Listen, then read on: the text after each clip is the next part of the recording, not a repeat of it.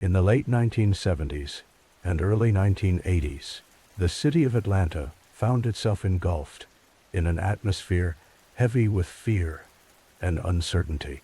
The Atlanta Child Murders, a series of tragic events that unfolded between 1979 and 1981, claimed the lives of at least 28 children and young adults, most of whom were African American and aged between 9 and 21. This horrifying chapter in the city's history not only shattered the lives of families, but also stirred critical national conversations around race, justice, and community safety. The murders began to attract attention in the summer of 1979. The first known victim was a young boy named Christopher Richardson, who disappeared after leaving his home to play with friends. His body was found a few days later, and his death marked the beginning of a string of disappearances that would grip the city. One by one, children and teenagers seemed to vanish without a trace, only for their remains to be discovered under circumstances that were often disturbing and tragic. As the investigation progressed, the public grew increasingly anxious. News reports filled with sorrowful stories of the victims highlighted their dreams and aspiration. Each child was more than just a statistic. They were part of families and communities with hopes and potential. This sense of loss was palpable as parents began to question their children's safety in what was once a vibrant urban environment. The police and community leaders faced mounting pressure to find answers. Search parties were organized, neighborhoods banded together, and many residents formed watch groups to monitor the streets more closely. The fear that had infiltrated homes was only compounded by reports of possible suspects. Rumors spread like wildfire, each more terrifying than the last. The media coverage often sensationalized the situation, grabbing the public's attention, but also leading to widespread misconceptions and fear. The investigation struggled to keep pace with the rising body count. Sadly, it soon became apparent that many of the victims had similarities. They were predominantly young African American males, often living in impoverished neighborhoods. As the case continued, many in the community began to feel that their children's lives were not valued equally, raising pressing issues about systemic racism and equity in law enforcement. By 1980, public panic reached a fever pitch. The Atlanta child murders were being discussed on television, radio, and in newspapers, and the community was mobilized like never before. Parents began to keep their children indoors, curtailing activities that were once considered safe.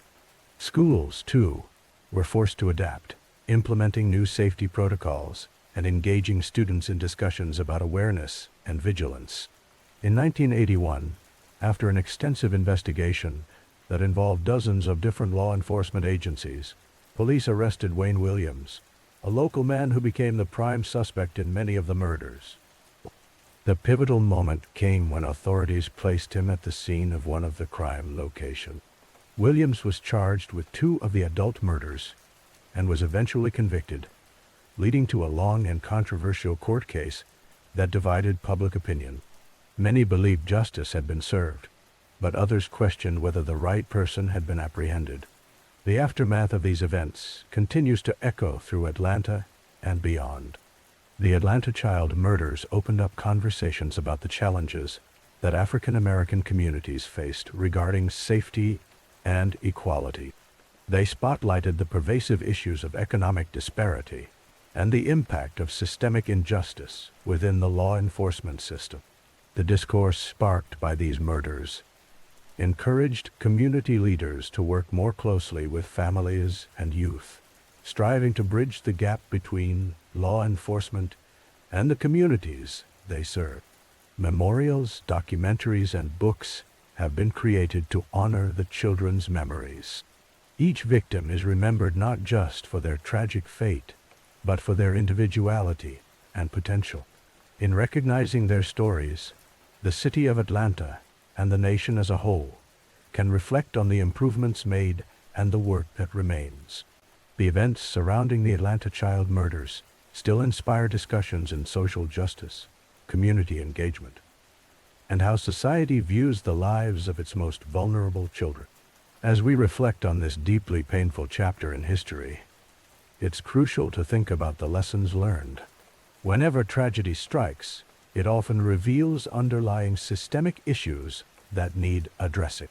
The legacy of these events serves as an ongoing reminder that community awareness, solidarity, and respect for all individuals are paramount. Connecting with one another positively impacts society, ensuring that no child is viewed as invisible or less than anyone else. By remembering these children, we honor their innocence and the families left behind. Their stories must persist as cautionary tales that remind us of the importance of safety, equity, and the unwavering responsibility we have to protect and nurture future generations. The legacy of the Atlanta child murders, while rooted in grief, is also about resilience, change, and the unwavering spirit of communities coming together to create a safer and more equitable world for everyone. In the fall of 1982, the city of Chicago became the center of a public health crisis that would forever change the landscape of medicine and consumer safety. This crisis began with a series of mysterious deaths, which ultimately revealed a sinister and shocking act of tampering. The events unfolded when 7 individuals, seemingly unconnected, died after consuming Tylenol capsules. These capsules, however, were not ordinary medications. They had been laced with cyanide, a potent and deadly poison. The first victim was a young woman named Mary Kellerman.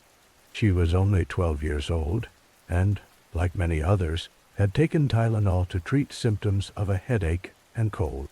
Her sudden death raised alarms, but few could have predicted the unfolding tragedy. Within a span of days, 6 more people lost their lives under similar circumstances. The panic was palpable as authorities struggled to comprehend the situation. Families were devastated, and the community was gripped with fear. The Tylenol product, manufactured by Johnson & Johnson, was a trusted household name. It was known for its effectiveness in alleviating pain and discomfort. The fact that someone had deliberately poisoned an over-the-counter medication sent shockwaves through the nation. Investigations began immediately, and the media coverage took flight. News outlets reported the fearful situation, urging the public to refrain from purchasing Tylenol and similar products, while the authorities raced to identify the perpetrator of these horrific acts. As the investigation progressed, it became clear that this was not simply a case of accidental poisoning, but rather a calculated act of malice. The challenge for investigators was daunting. Evidence was scarce, and leads were few. In a race against time, the police worked in tandem with federal authorities to piece together any clues that might lead them to the individual behind this heinous act. The case captured the attention of the American public, with everyone asking the same question: who would commit such an atrocity, and why? The tumult surrounding the Tylenol murders prompted a national reevaluation of product safety. The process of purchasing over-the-counter medications, once mundane, was never the same again. Companies began to implement more stringent safety measures and improved packaging to prevent tampering. Tamper-evident seals were developed, and the regulation of pharmaceutical products became paramount. In a society where convenience and trust had been paramount, consumers suddenly found themselves reevaluating their everyday choices. This entire episode highlighted the need for enhanced communication between manufacturers and the public. Ad campaigns emerged urging consumers to report any suspicious activity regarding medications and packaging. The fear that had gripped Chicago spread across the entire country, instilling a newfound wariness in the hearts of consumers. This tragic incident ignited discussions on public safety, as people began to rethink the products that filled their cabinets and the trust they placed in them. In the years that followed, the Tylenol murders remained unsolved for an unsettlingly long time.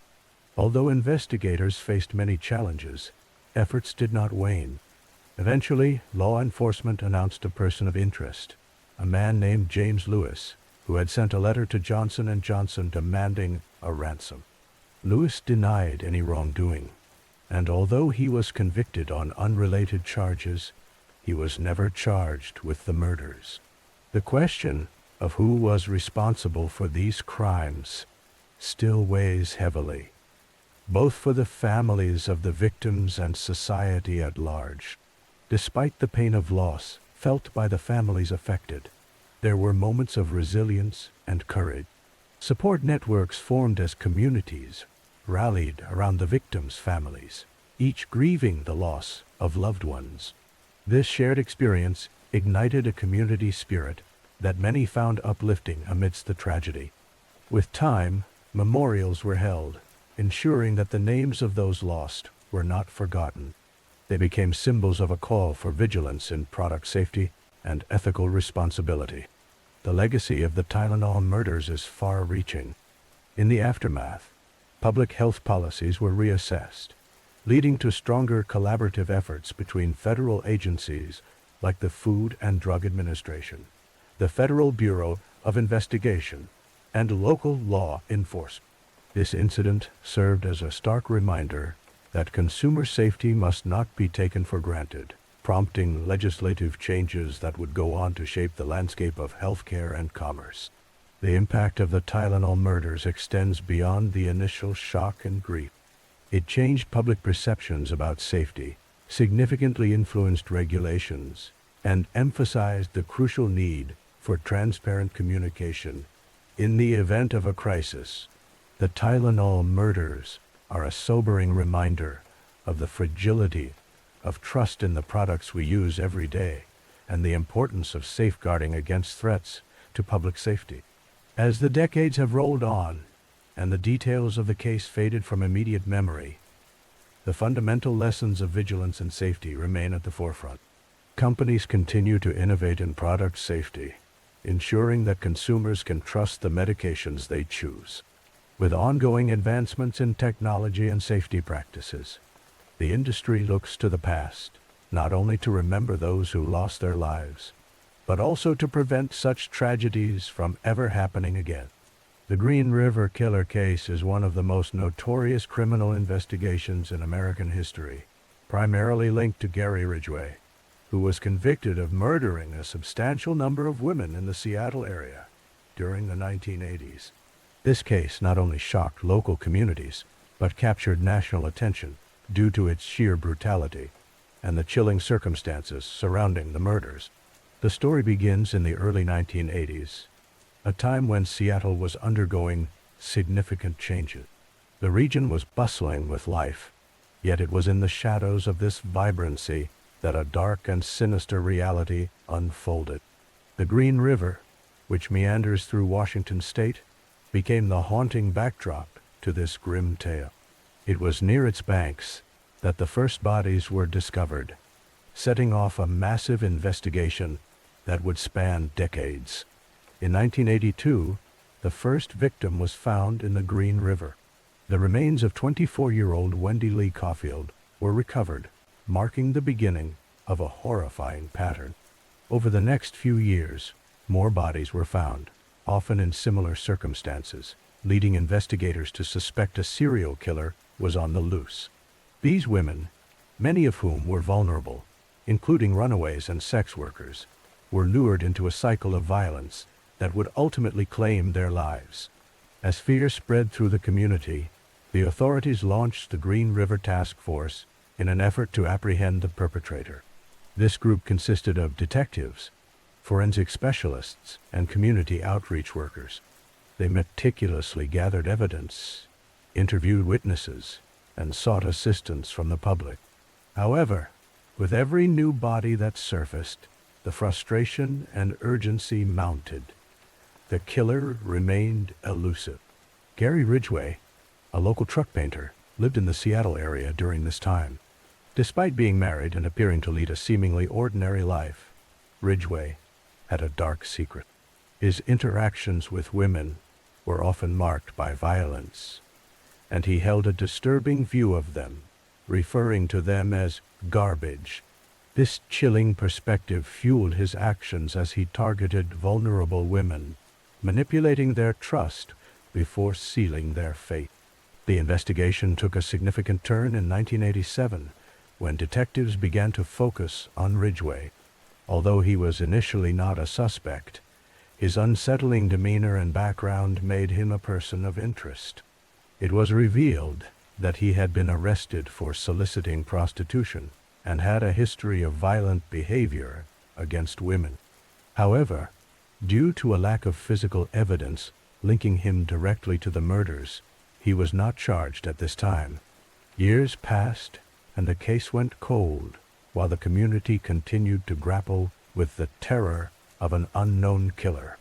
However, advances in forensic science and DNA technology eventually revitalized the investigation.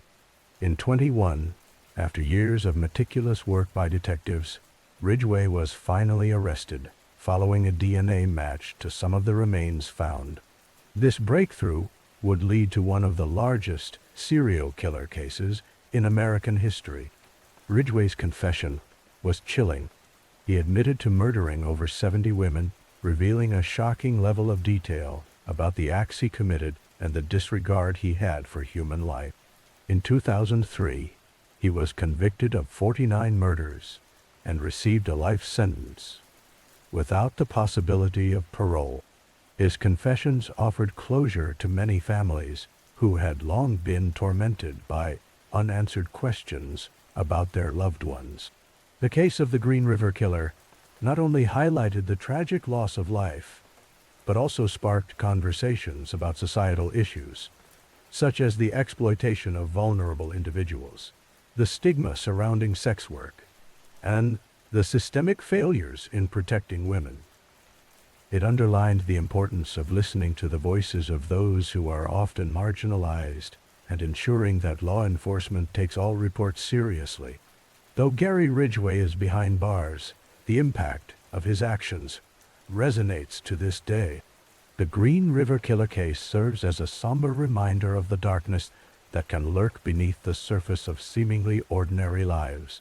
The investigation and its aftermath remain a pivotal chapter in true crime history, illustrating the complexities of criminal behavior and the resilience of communities determined to seek justice.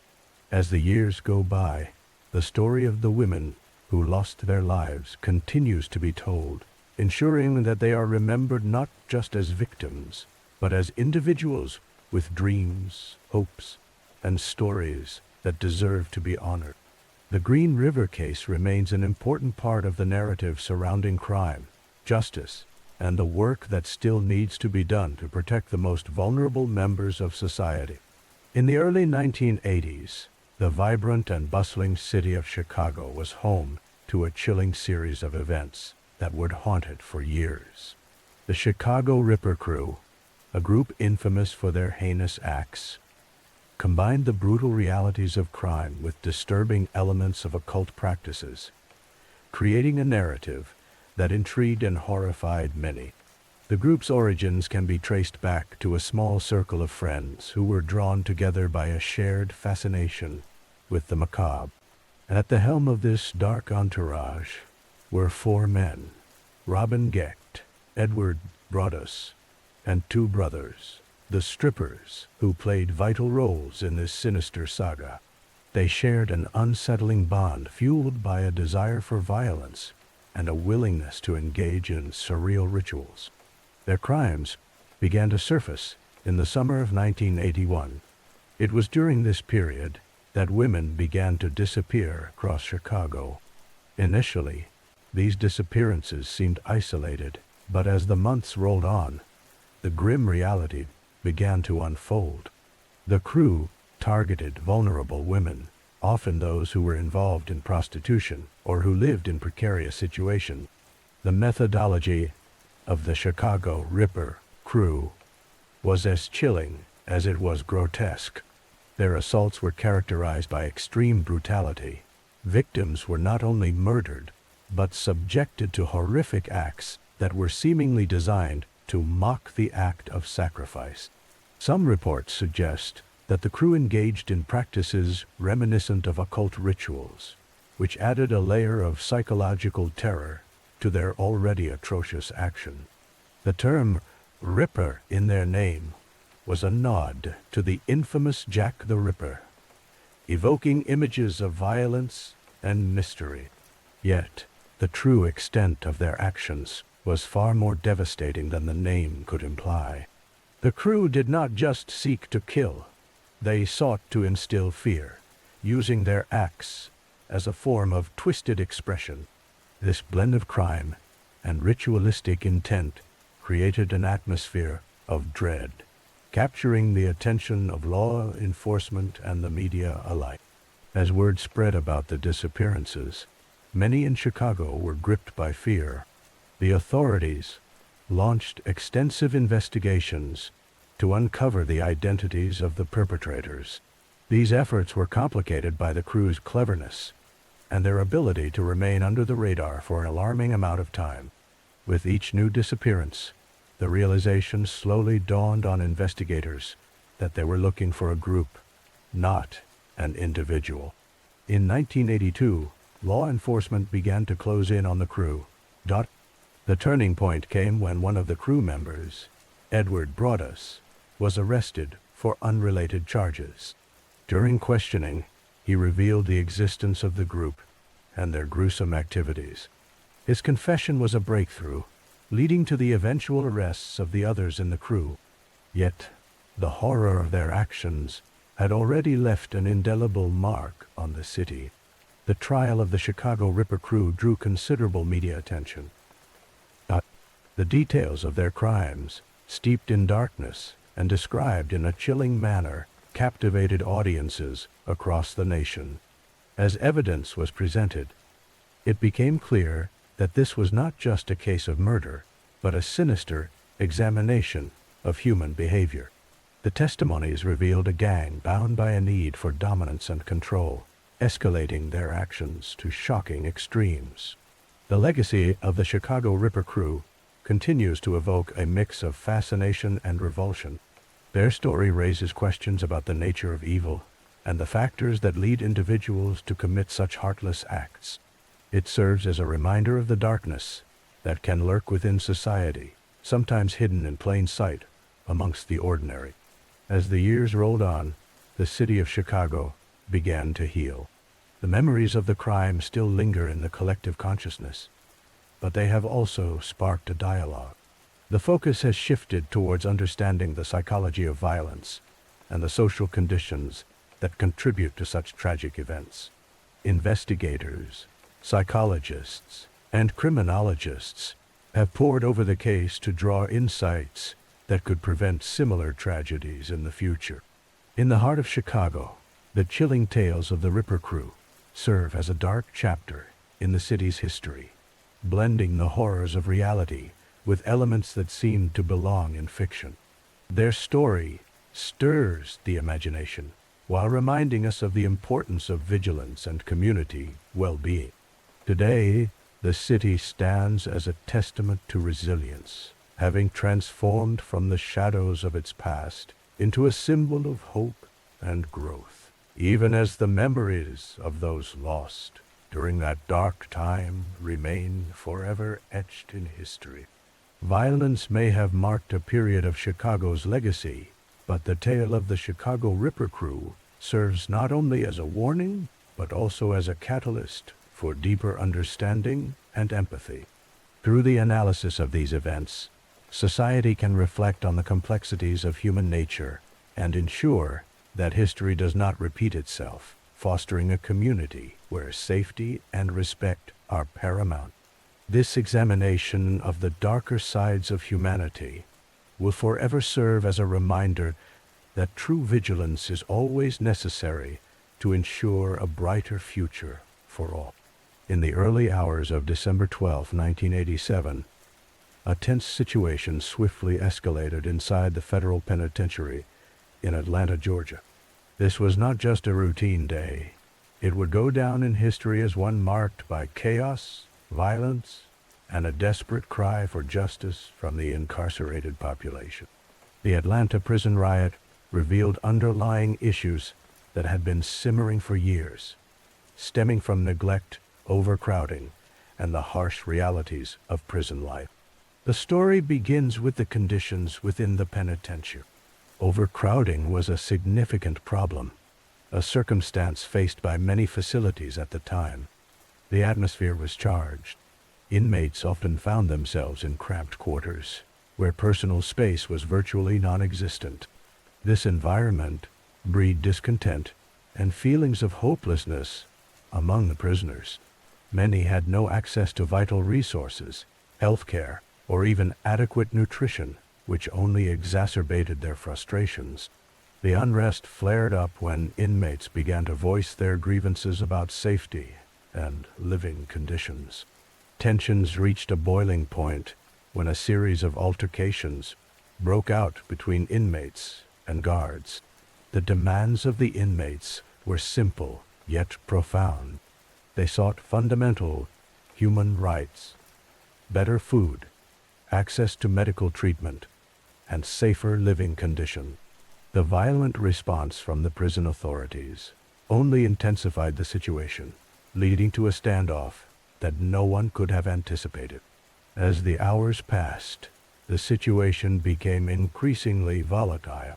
Inmates took control of certain areas within the prison, which led to a more urgent call for intervention from law enforcement. The media began to report on the rapidly deteriorating conditions, echoing the cries for reform and highlighting the consequences of neglect within the prison system. This moment garnered the attention of the nation, showcasing the dire need for change and raising important questions about the treatment of individuals within the penal system. Government officials and prison administrators were left scrambling. They had to balance the urgent need to restore order while considering the safety of the inmates and the staff. Negotiations began, but they were fraught with difficulties. Inmates were resolute in their demands, while authorities were reluctant to show any signs of weakness. This dynamic created an impasse that neither side seemed able to overcome, escalating the standoff into a full-blown crisis. Eventually, the situation reached a breaking point. With tensions at a peak, guards and law enforcement attempted to regain control over the prison. Chaos erupted, leading to violent confrontations. Lives were lost during this harrowing encounter. Some of the inmates tried to assert their power, while others sought to protect themselves during the turmoil. The emotional toll of the riot extended beyond the physical violence, leaving scars that would not easily heal for those involved. In the aftermath of the events that unfolded that day, the focus shifted towards systemic reforms. The Atlanta prison riot was a stark reminder of the urgent need for dialogue regarding the treatment of inmates and the conditions within prison facilities. It ignited conversations around criminal justice reform, oversight of correctional institutions, and the humane treatment of all individuals regardless of their circumstances.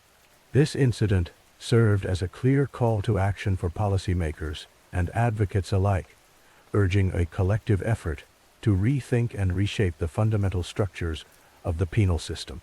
Prison officials, politicians, and community leaders began to convene discussions centered around reforming correctional facilities. Investigations were launched to assess not only the immediate causes of the riot, but also the underlying issues that had contributed to such a desperate situation. Accountability was demanded, and it became evident that change was not just necessary, but imperative. As the years passed, the legacy of the Atlanta prison riot prompted further scrutiny of the broader prison system across the country. It was a pivotal moment that underscored the dire consequences of neglecting the rights and needs of individuals in society's most vulnerable positions. The conversations that emerged from this unrest pushed for changes that would aim to improve conditions, while ensuring that the voices of the incarcerated were not merely silenced, but heard. Through the lens of this tumultuous event, we are reminded of the fragility of human dignity and the necessity of compassion in our treatment of one another. It is an echo of the ongoing struggle for justice that extends beyond the confines of prison walls. The Atlanta prison riot serves as a touchstone in the history of America's ongoing battle with its criminal justice system, emphasizing the importance of systemic changes that advocate for human rights, rehabilitation, and social justice for all. This moment in history not only shaped the narrative of correctional facilities in the United States, but also instilled hope that real change was possible through awareness, advocacy, and unwavering determination. In the spring of 1989, Central Park in New York City became the backdrop for a crime that would not only grab headlines, but also ignite a national conversation about justice, race, and the flaws within the judicial system. On April 19th, a female jogger was brutally attacked while running through one of the park's quiet trails. The incident left her critically injured, and as news of the attack spread, it shocked the community and the nation. The jogger was discovered unconscious, suffering from severe injuries that indicated a violent assault. In the wake of this horrific event, law enforcement launched an extensive investigation to find the perpetrator. This marked the beginning of a complex saga that would unravel over several years, revealing deep-seated issues linked to race relations and legal processes in America. Shortly after the attack, police apprehended a group of teenagers in connection with the crime. These young individuals, known as the Central Park Five, were taken into custody based largely on coerced confessions and a racially charged atmosphere within the community. The five boys, aged between 14 to 16, were interrogated for hours without their parents present, leading to false admissions of guilt that were later recanted. This unsettling series of events raised serious concerns about the methods used in the interrogation process and the biases that influenced those involved. As the case progressed, media coverage painted a vivid and often misleading picture of the events that had transpired. The boys were painted as a gang of violent criminals, which intensified public outcry and fueled tensions in a city that was already grappling with issues of crime, race, and urban decay. The narrative fed into existing stereotypes and inspired a public that craved answers amid escalating fears of crime in the late 1980s. The trials of the Central Park Five took place amidst this heated climate, and the accused children were soon convicted. The evidence against them was minimal, largely relying on the aforementioned confessions obtained under duress. This miscarriage of justice prompted debates across the country regarding the treatment of minorities within the legal system, particularly young Black and Latino males. The public's perception was heavily influenced by the media, which often sensationalized aspects of the story, creating an impression of guilt before the legal process had a chance to unfold properly. Years passed after the convictions. The jogger, whose name was later revealed to be Trisha Miley, faced a long and arduous recovery, battling both physical and emotional scars from the brutal attack. Meanwhile, the Central Park Five continued to challenge their convictions, maintaining their innocence and highlighting the inaccuracies of the process that led to their imprisonment. Their fight became emblematic of a larger struggle for justice and the need for reform in law enforcement practices. The turning point in this tragic story came in 2002, when a convicted serial rapist named Matias Reyes confessed to the attack on Trisha Miley. DNA evidence corroborated his confession, leading to the exoneration of the Central Park 5. This revelation not only overturned their convictions, but also opened up discussions about the systemic failures in the justice system that allowed such wrongful convictions to occur. The backlash against law enforcement, the media, and the judicial system was palpable. This case served as a clarion call for reforms to prevent such grave injustices in the future. It raised critical questions about the intersection of race, class, and the treatment of individuals in legal context. The responses from activists, legal experts, and community leaders further accentuated the need for change, emphasizing the importance of accurate representation in the media and positive reform within law enforcement. In the years following their exoneration, members of the Central Park 5, now known as the Exonerated 5, have become advocates for social justice. They have worked to raise awareness about wrongful convictions and the issues surrounding race in America, sharing their stories in various forms, including documentaries and public speaking engagements. Their journey has become a powerful narrative of resilience and hope, serving as a reminder of the human capacity for healing and the importance of holding institutions accountable. The case remains a pivotal moment in the discourse on justice and race in America. It encourages individuals to reflect on the biases that can permeate systems meant to protect the innocent and ensure fairness. The legacy of the Central Park Jogger case continues to be a topic of study, discussion, and activism, tethering the past with the present and promoting awareness toward a more equitable future for all. In 1986, a sensational case unfolded in New York City that would capture public attention and spark fervent discussions surrounding privilege, victim blaming, and the problematic nature of media coverage. This case revolved around the tragic murder of Jennifer Levin, a bright young woman whose life was brutally cut short, and her killer, Robert Chambers, whose background would play a pivotal role in how the event was perceived. Jennifer Levin, known to her friends as a vivacious and charming individual, attended an elite private school in Manhattan. She was remembered for her zest for life, her friendships, and her dreams for the future. Her world, however, took a dark turn one fateful night in Central Park, a location that symbolizes the beauty and vibrancy of New York City, but also its hidden dangers. On the night of August 26, 1986, Jennifer met Robert Chambers, a fellow student from an affluent background. Their interaction, initially seeming like a youthful encounter, devolved into a nightmarish situation.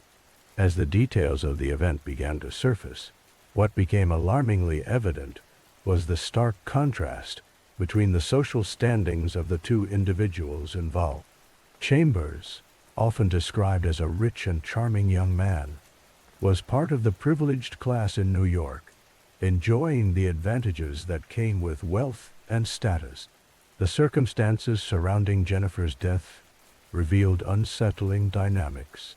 Reports indicated that their encounter escalated into violence, resulting in Jennifer's tragic murder.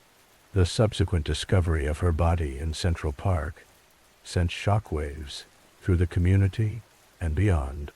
The young woman's death was not just a crime. It became a litmus test for societal attitudes towards violence against women, privilege, and accountability. As the investigation unfolded, the media quickly turned its spotlight on the case, shaping not only public opinion, but also unintentionally influencing the legal narrative. The sensational nature of the case was compounded by the backgrounds of the individuals involved. Chambers' family wealth and social connections became a common topic, raising questions about the legal implications of privilege and how it could potentially skew perceptions of guilt and innocence. During the trial, the media frenzy reached a fever pitch with journalists flocking to the courtroom, eager to report on every detail. The narrative often veered into troubling territories, reflecting a culture of victim blaming that many found disturbing. Jennifer's character, choices, and even her attire were scrutinized, leading to a harmful dialogue around the idea of consent and responsibility. This phenomenon was not confined to this case alone. Society often grapples with the tendency to blame victims for the actions of their aggressors. The intense media scrutiny placed Jennifer in an unjust light, amplifying the narrative that somehow her actions contributed to her fate. This troubling discourse surrounding victim blaming revealed deep-seated societal issues regarding accountability, especially in crimes against women. Amid the legal battles and media coverage, public interest surged, making the courtroom a stage for moral reflection. The trial ultimately examined not only the relationship between Chambers and Levin, but also the broader implications of wealth and privilege in the justice system. The case amplified discussions about how backgrounds can intersect with law and ethics, highlighting the inconsistencies that often emerge when privilege is at play. The outcome of the trial, which ended in a plea deal rather than a conviction for murder, only intensified public outrage and debate. Many felt the decision reflected the privileges afforded to Chambers, leading to further discussions about equity within the legal system. The plea bargain left many questioning whether justice had been served, and the dialogue surrounding the case remained relevant long after the courtroom proceedings had concluded. In the years that followed, the Preppie murder case would serve as a reference point in discussions about gender-based violence, wealth disparity, and the media's role in amplifying narratives that can distort reality. It urged society to confront uncomfortable truths about power dynamics, societal standards, and the treatment of victims in crimes involving privilege. The case of Jennifer Levin earned its place in American history, not merely as a tragic murder, but as a significant moment that sparked conversations about how society perceives violence against women. The complexities surrounding privilege, victim blaming, and media representation remain pertinent topics today, reflecting the enduring impact of such high-profile cases on the collective consciousness. Through her tragic fate, Jennifer Levin's story reminds us of the importance of empathy, understanding, and accountability. It challenges us to reconsider how we view victims and perpetrators, and to reflect on the broader societal structures that contribute to violence and injustice. As we engage in these discussions, we honor her memory and the many others whose stories have been similarly silenced or marginalized. The Preppie murder case remains a poignant reminder of the work that lies ahead in the pursuit of justice and equity for all. In the 1980s, a series of high-profile child abduction cases shocked the nation, bringing a new awareness to the issue of missing children and the urgent need for community action. The tragic stories of these abductions not only captured headlines, but also led to an innovative solution to help locate missing children: the use of milk carton. It all began with the case of Ethan Potts, a 6-year-old boy from New York City who disappeared on his way to school in 1979. His absence sparked a massive search and heightened public concern for child safety. His story resonated with many parents, leading them to understand that even in what seemed like a secure neighborhood, danger could be lurking. The investigation into Ethan's disappearance remained cold for years, until it laid the groundwork for a cultural shift regarding child abductions.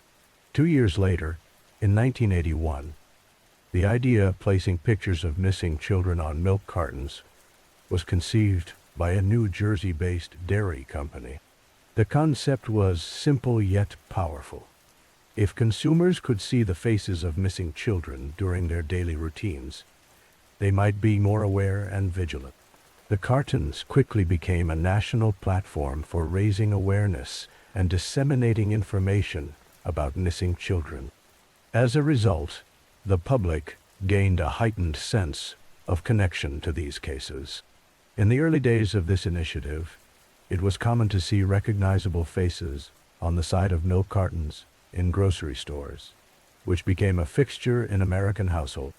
For many families, the milk carton was not just a source of nutrition, but also a symbol of hope. Parents could talk to their children about the realities of safety in a way that was age-appropriate, using these cartons as discussion starters. The milk carton campaign featured many young faces, each with its own heartbreaking story. For example, the image of Adam Walsh, who was abducted from a mall in Florida and later found dead, gained significant media exposure. The case of Adam was especially pivotal because it led to the creation of the National Center for Missing and Exploited Children in 1984. This organization aimed to facilitate the search for missing children and educate the public on child safety, solidifying the importance of community involvement in preventing abductions. Another case that gained attention was that of 5-year-old Timmy Bowers, who vanished while playing in his front yard. His image appeared on milk cartons, and though he was never found, the campaign served as a reminder of the importance of vigilance in every neighborhood. The stories of these children resonated deeply with the public, prompting increased awareness and discussions about safety measures among families. The Milk Carton Initiative was not just a marketing strategy, it became a cultural phenomenon. For the first time, the faces of missing children were integrated into everyday life, connecting grocery shoppers with the plight of these youngsters. Store displays often featured not only milk cartons, but also pamphlets and posters with updates on local cases. However, as the years passed, the effectiveness of the milk carton approach began to diminish. By the late 1990s, the number of children appearing on milk cartons dwindled. This was due in part to changes in marketing regulations, the rise of digital media, and a shift in focus toward other forms of awareness campaigns, such as digital billboards and social media sharing. While the Milk Carton Initiative served its purpose for years, it eventually became less prominent in the fight against child abduction. Despite this shift, the legacy of the Milk Carton campaign lives on in the form of ongoing efforts to locate missing children. The National Center for Missing and Exploited Children continues to utilize modern technology to spread awareness and provide resources to families. Innovations such as online databases, social media alerts, and community outreach programs have since taken center stage, proving that the fight against child abduction has evolved, yet continues. The ironies of the milk carton phenomenon are striking.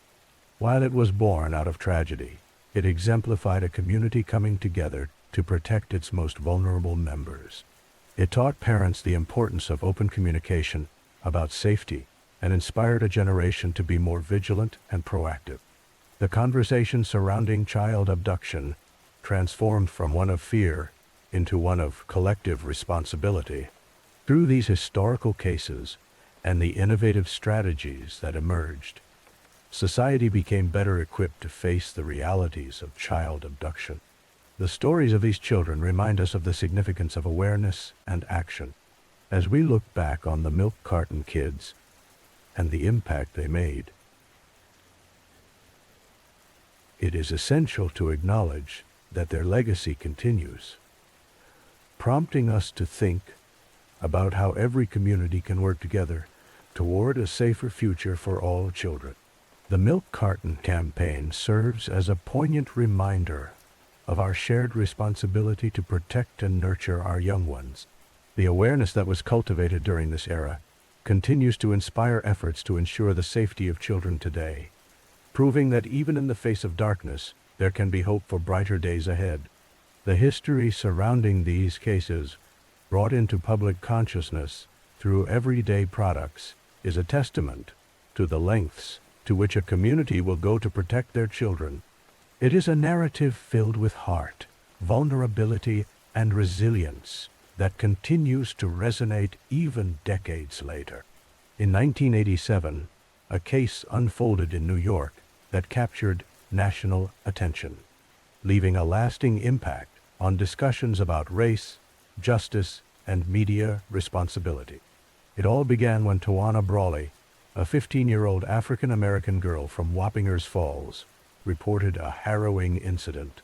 She claimed to have been abducted, sexually assaulted, and left in a garbage bag.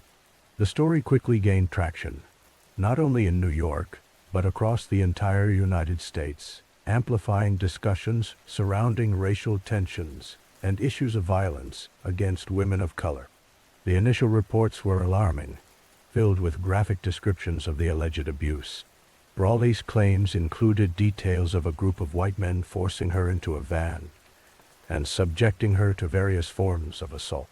Her account was narrated with passion and urgency by several prominent figures in the African American community, such as Al Sharpton and Reverend Jesse Jackson.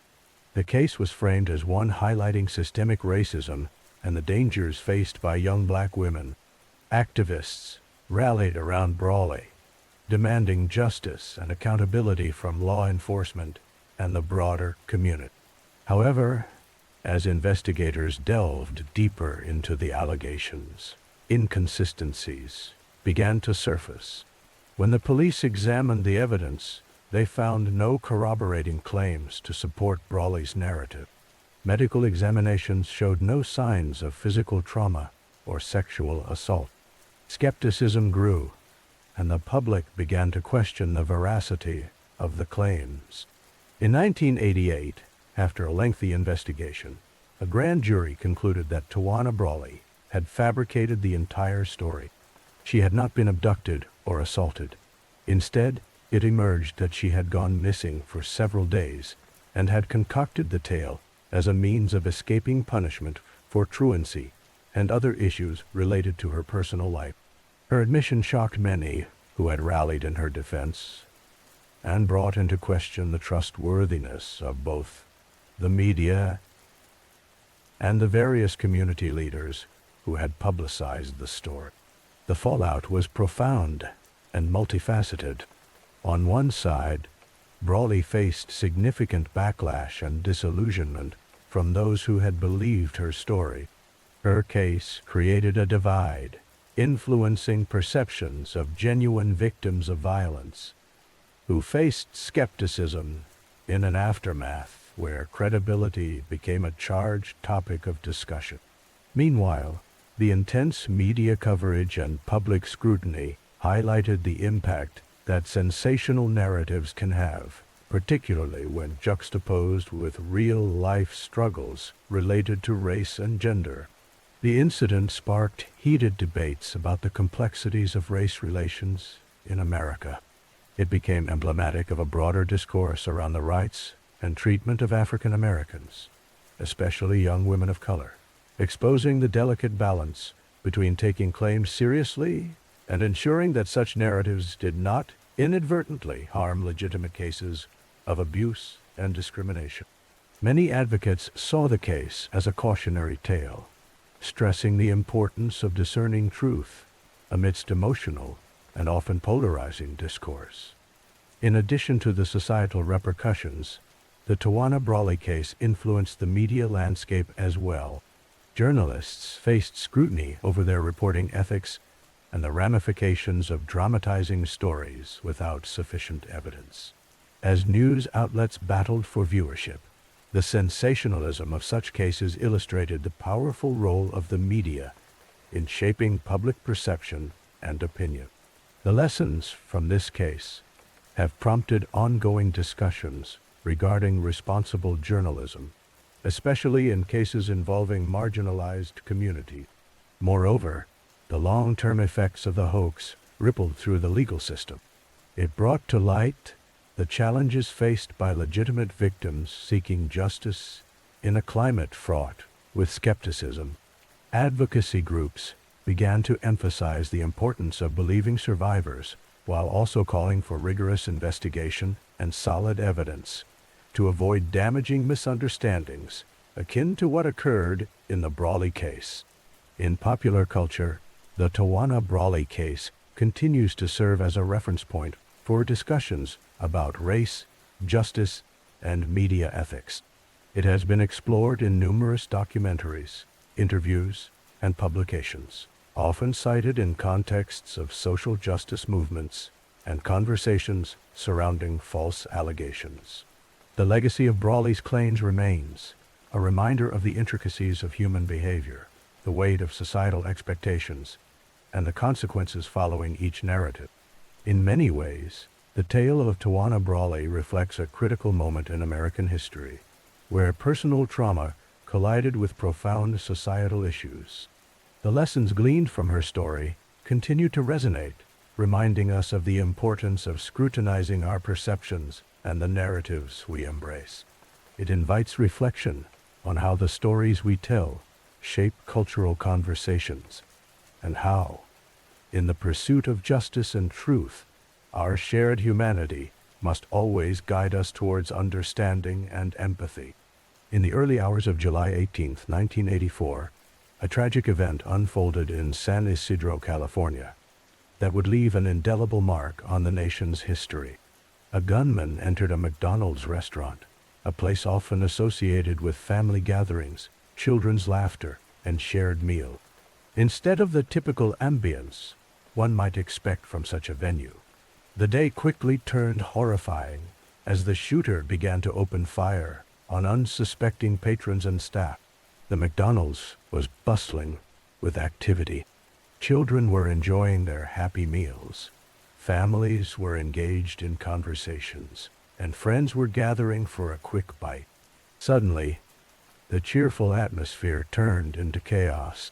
The gunman was equipped with multiple firearms, and his rampage lasted approximately 77 minutes, during which he claimed the lives of 21 individuals and injured many others. The scene was surreal, as everyday life was shattered in a matter of moments. Witnesses described the panic that ensued as people tried to escape the restaurant. The sound of gunfire echoed through the air, mingling with screams and cries for help. It was a scene that many who were present would never forget.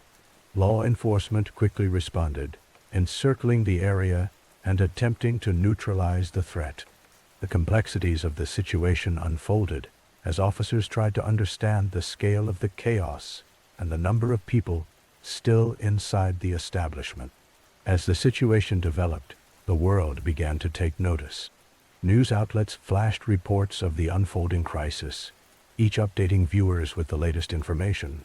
Discussions began to surface regarding gun control laws, mental health issues, and societal violence. This tragic event was not isolated. It was part of a broader conversation about safety and security in public spaces. The aftermath of the massacre prompted changes at many levels. Community members came together to mourn the loss of life and to support the families affected. Vigils were held, and for many, the scars of the incident ran deep. This tragic event wasn't just a statistic. It represented real people, families forever changed, and communities left to grapple with grief. In the wake of the shooting, significant attention shifted to understanding the motivations behind such acts of violence. Investigators sought to find answers, often delving into the shooter's past, looking for signs that might have predicted the tragedy. As details emerged, experts began to analyze the psychological and sociological factors that could lead a person to commit such an act. Over time, the San Ysidro McDonald's massacre became one point in a timeline of similar episodes across the nation. Each tragedy sparked discussions and debates, with communities asking how to prevent future occurrences. It became a stark reminder of the importance of dialogue around mental health, community support, and the regulations surrounding firearms. The event also had a lasting impact on the McDonald's Corporation itself. The establishment took steps to enhance security measures at their restaurants, implementing protocols that would help ensure the safety of their customers and employees. Training programs were developed, equipping staff with the knowledge needed to handle crisis situations should they arise. Years later, the tragedy is often recounted in discussions about mass shootings in the United States, serving as a historical reference point for understanding the evolution of public violence. It laid the groundwork for future policy discussions and community initiatives intended to address the underlying issues that lead to such senseless violence.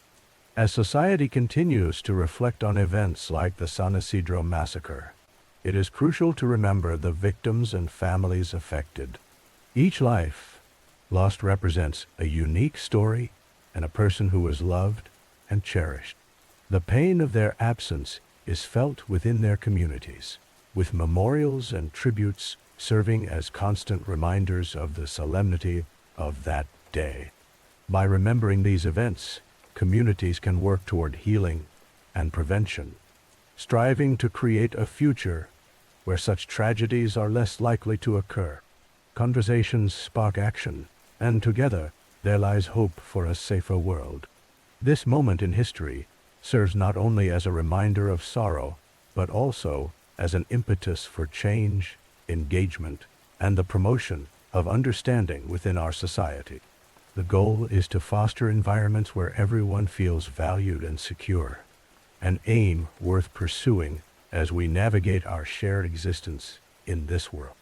In the summer of 1981, a notorious event in Hollywood's underbelly sent ripples through the entertainment industry and law enforcement alike. It was an incident that would later be referred to as the Wonderland Murders, a phrase that conjures images of darkness and betrayal against a backdrop of glitz and glamour. The address James and his friends frequented on Wonderland Avenue was anything but a serene locale. It was a place steeped in the tumultuous lifestyle of individuals deeply involved in the drug scene of Los Angeles. The setting was a run-down house in the Hollywood Hills, home to a group of friends, some of whom were former starlets. Others were mere hopefuls trying to make their mark in Hollywood. This particular crew was heavily entwined in the drug culture that permeated Los Angeles during the late 1970s and early 1980s. Heroin, cocaine, and various other substances flowed freely in their social circle. Friendships were complex, forged in the heat of addiction, ambition, and the pursuit of dreams that often went unfulfilled. As tensions simmered within this tight-knit community, a series of events began to unfold that would turn their lives upside down. A feud emerged between two rival factions at the fringes of Hollywood's drug scene, a conflict built on betrayal, stolen drugs, and personal grudges. This rivalry was further ignited by the actions of John Holmes, a former adult film star whose celebrity had diminished, but whose involvement in the drug trade only surged. Holmes was entangled with the Wonderland gang, and it was his connections that ultimately led to the dramatic and horrifying events that unfolded on the night of July 1 dawn. He had been using the gang as a means to secure a steady supply of drugs, but his debts and associations began to weigh on him. The fragility of hood life was exposed when word spread that he might have betrayed the Wonderland crew. This revelation set off a chain reaction of violence that would haunt the area for years to come.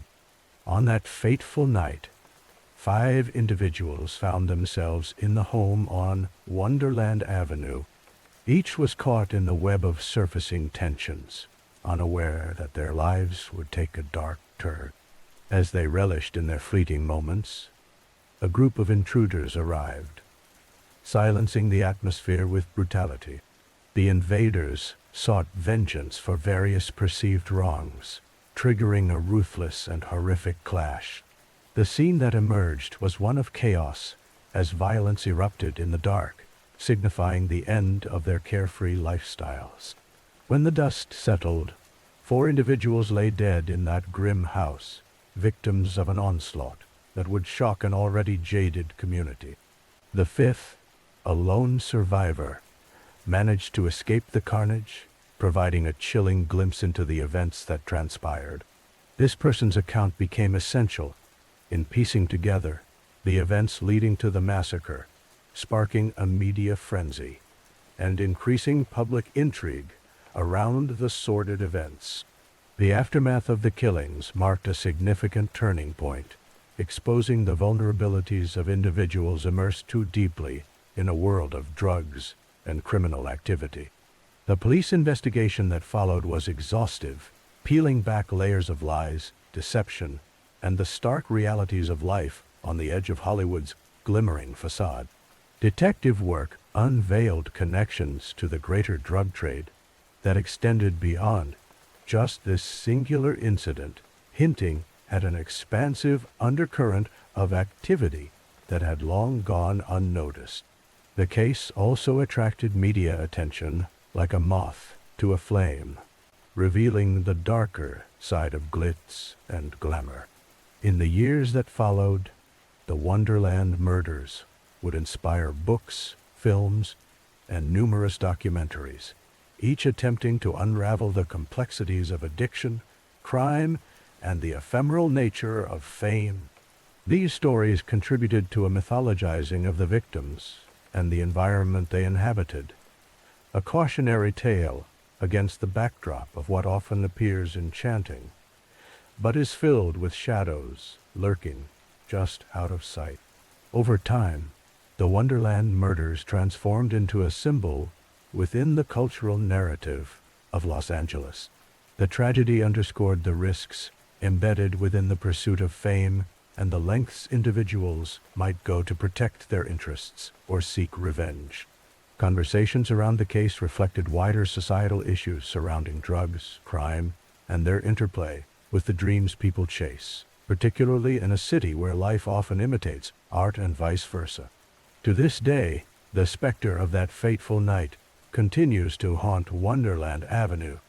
It remains a cautionary tale, reminding everyone of the fragile boundaries between aspirations and despair.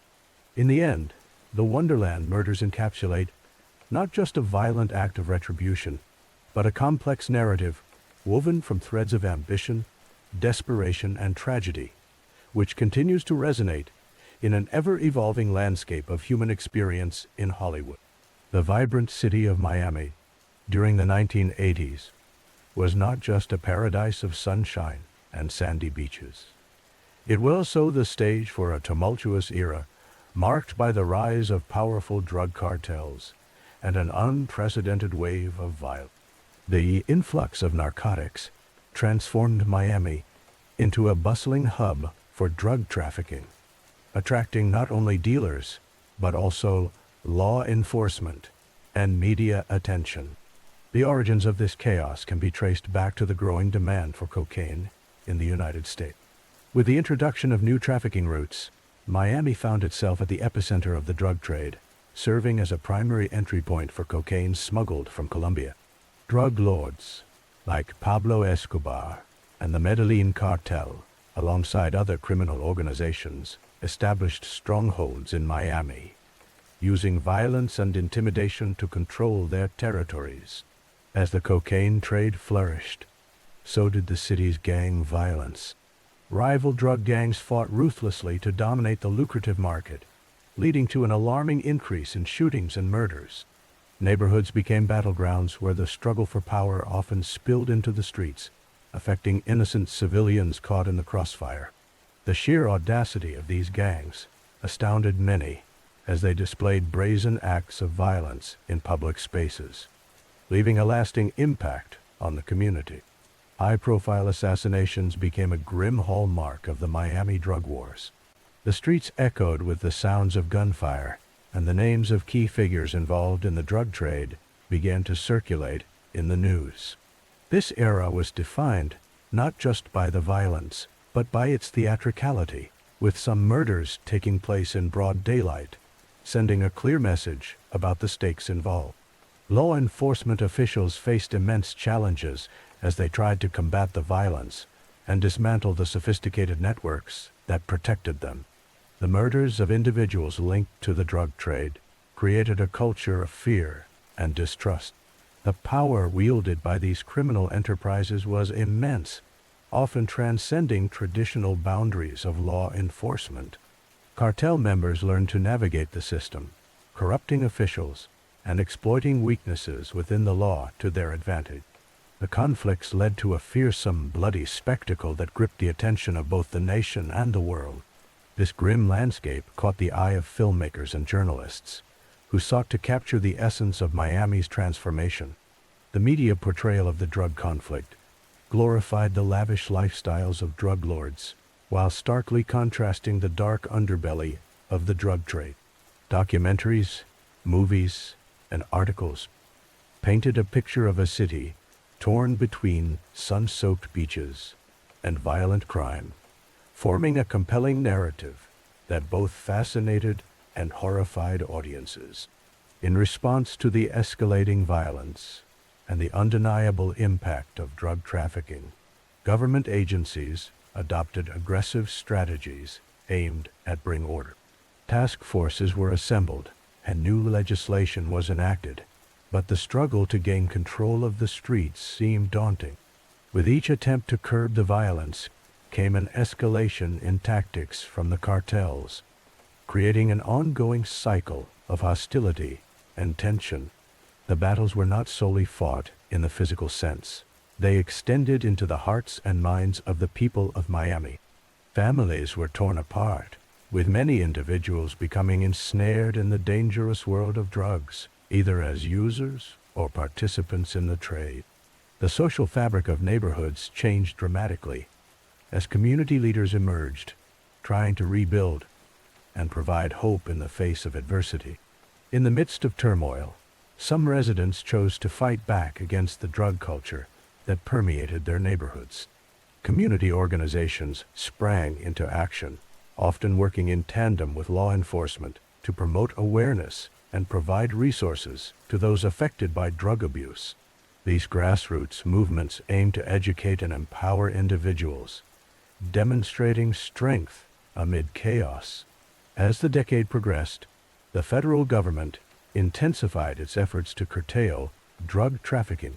The war on drugs gained momentum, resulting in increased funding for law enforcement and a heightened focus on drug interdiction efforts. Measures were taken to disrupt supply lines and target the financial underpinnings of the cartels, provoking continued backlash from those who resisted such enforcement.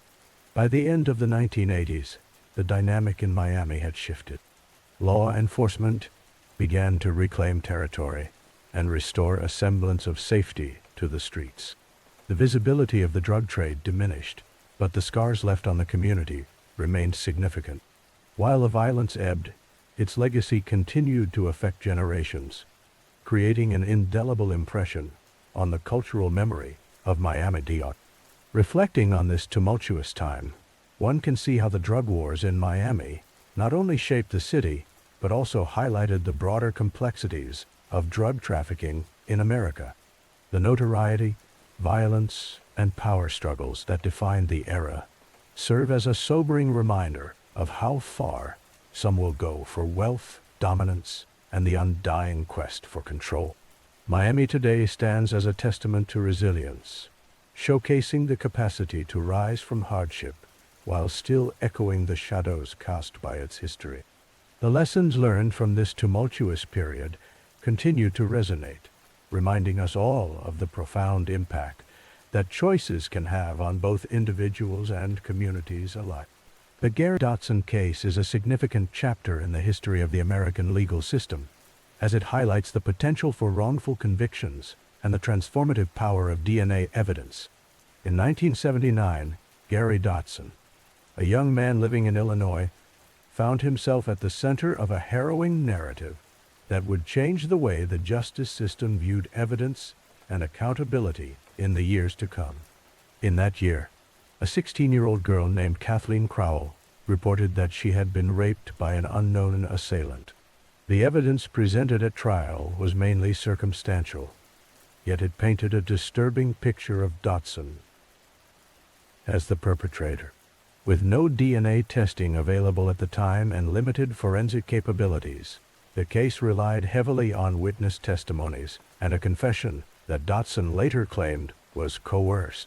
Despite his insistence on his innocence, Dotson was convicted and sentenced to 6 years in prison. Meanwhile, the case against Dotson became a point of contention in public discussions about justice and the judicial process. As the years unfolded, new technologies began to emerge, most notably DNA evidence, which would eventually play a crucial role in exonerating innocent individuals. In the early 1980s, advancements in DNA testing were being developed, but they would not be readily available or widely accepted in courts until later. In 1985, a pivotal moment occurred when Kathleen Crowell, after years of silence regarding the identity of her attacker, came forward and admitted that Dotson had not raped her. She stated that she had fabricated the story in fear of impending consequences, admitting to a mistake that had unraveled lives and caused tremendous suffering. This revelation sparked a series of legal battles to prove Dotson's innocence. The landmark nature of the case is significant, as it signified a transformative moment in the justice system regarding wrongful conviction. By 1999, after years of appeal and advocacy, the introduction of DNA testing on evidence that had been collected from the crime scene provided the definitive proof needed to clear Dotson's name. The testing revealed that the biological samples did not match Dotson's DNA at all, and instead pointed to another man entirely. The entire process underscored the importance of forensic science in the courtroom and raised critical questions about the reliability of eyewitness testimonies and confessions under duress. Gary Dotson's wrongful conviction opened doors for future cases where DNA evidence could be utilized to challenge convictions, leading to calls for reform in how evidence is handled and how trials are conducted. Moreover, after years of being imprisoned for a crime he did not commit, Dotson was finally exonerated in 1999, a date marked by both relief and reflective sorrow over the injustices he endured. His case became a rallying point for campaigns against wrongful convictions and highlighted the pressing need to implement safeguards within the judicial system to prevent similar injustices from recurring. The fallout from Dotson's ordeal expanded beyond his personal story. Organizations dedicated to preventing wrongful convictions emerged in part due to the attention his case garnered.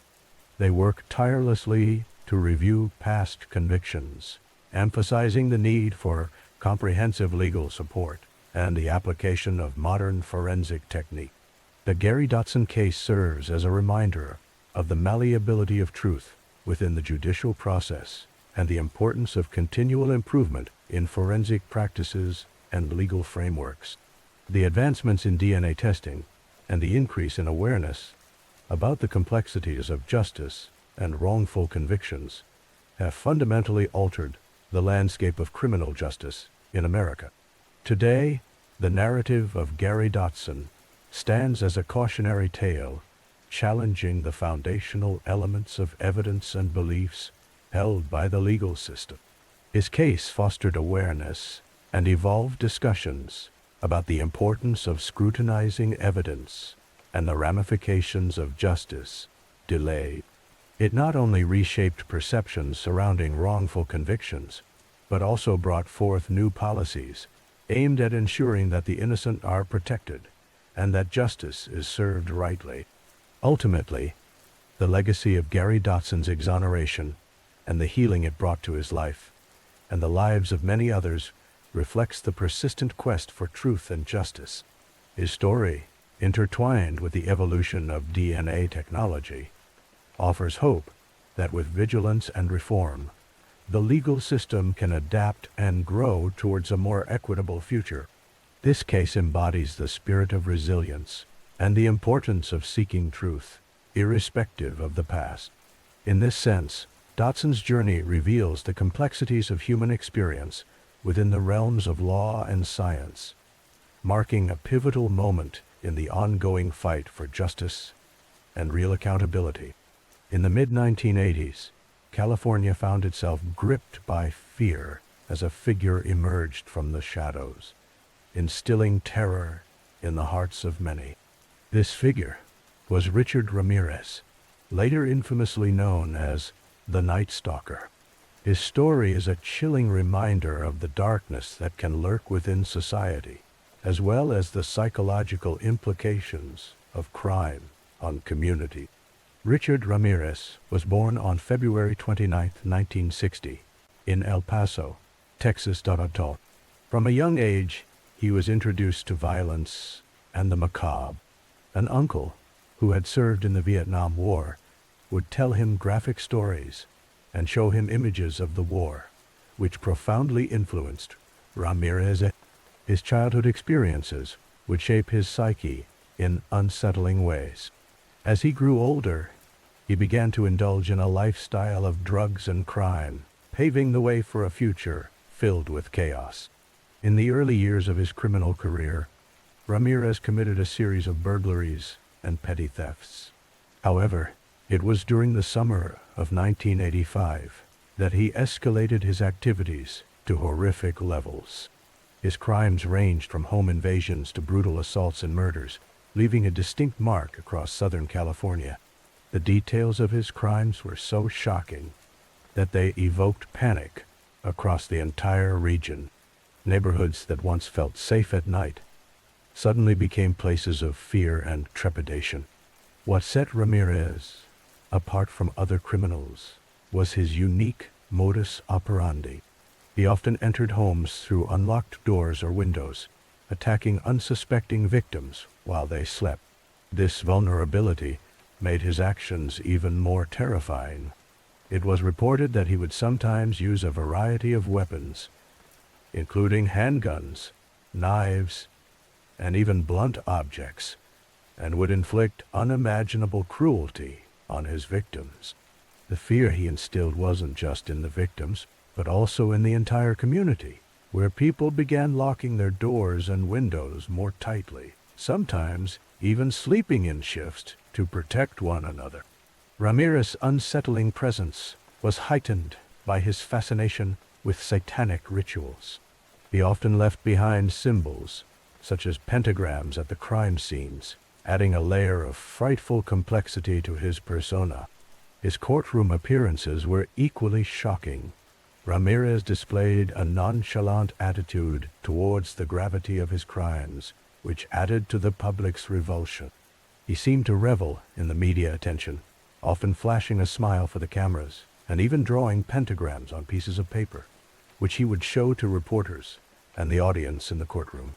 As the investigation unfolded, the police struggled to apprehend Ramirez. Many leads went cold, and a sense of helplessness began to settle in among the public and law enforcement alike. The media coverage was relentless, painting a vivid picture of the fear that had enveloped California. Witnesses described him as a man with distinctive features that would soon become recognizable across the nation. His appearance, characterized by a somewhat ragged look, dark hair, and an often eerie smile, was seen in news broadcasts, making him one of the most infamous criminals of the time. A turning point in the investigation came in late August 1985, when the police released a composite sketch of Ramirez. His face was all over newspapers, and the public was on high alert. At this point, it became increasingly apparent that the Night Stalker was not just a fleeting face of fear. He was an emblem of something deeper, the darker side of humanity that could lurk in any community. Why? As months passed, the terror continued to rise. The list of victims grew, and so did the public unrest. Nightly news reports spun tales that seemed almost like horror stories, feeding the frenzy. People were advised to keep their homes well lit and to be vigilant, not knowing if the Night Stalker would strike next. Families took extra precautions, arming themselves with locks, alarms, and defensive strategies. The atmosphere was heavy with anxiety and paranoia, as anyone could be a target. Ultimately, Ramirez's reign of terror ended in August 1985, when he was finally captured after a series of missteps that would lead to his downfall. A community member recognized him from the news and confronted him. The chase that ensued led to his arrest, marking a turning point in the battle against the fears that had gripped California. The arrest brought a wave of relief, but also a complex mix of emotions, as communities began to process the horror they had experienced. During the legal proceedings that followed, Ramirez was convicted of 13 murders, 5 attempted murders, and 11 sexual assaults. He was sentenced to death in 1989, but spent years on death row, during which time he continued to attract attention, further complicating his legacy. His life and actions became the subject of numerous documentaries, books, and discussions, serving as a chilling reminder of the psychological impact of fear and violence. Richard Ramirez passed away in 2013 from complications related to cancer while still on death row. His story, while deeply unsettling, remains a potent exploration of the human psyche and the darkness that some individuals can embody. The Night Stalker serves as a cautionary tale, alerting society to the dangers that can hide in plain sight and the need for vigilance in the face of evil.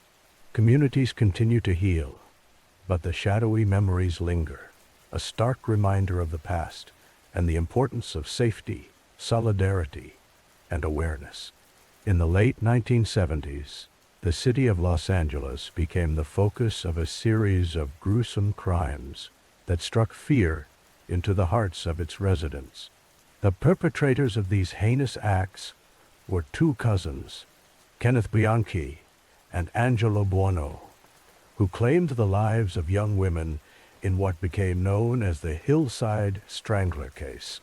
This chilling story, marked by brutality and manipulation, sheds light on the dark undercurrents of human nature and the criminal justice system.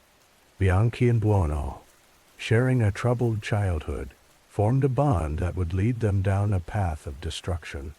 They were not just cousins, they were partners in crime who preyed on vulnerable women, luring them into their grasp with a facade of charm and normalcy.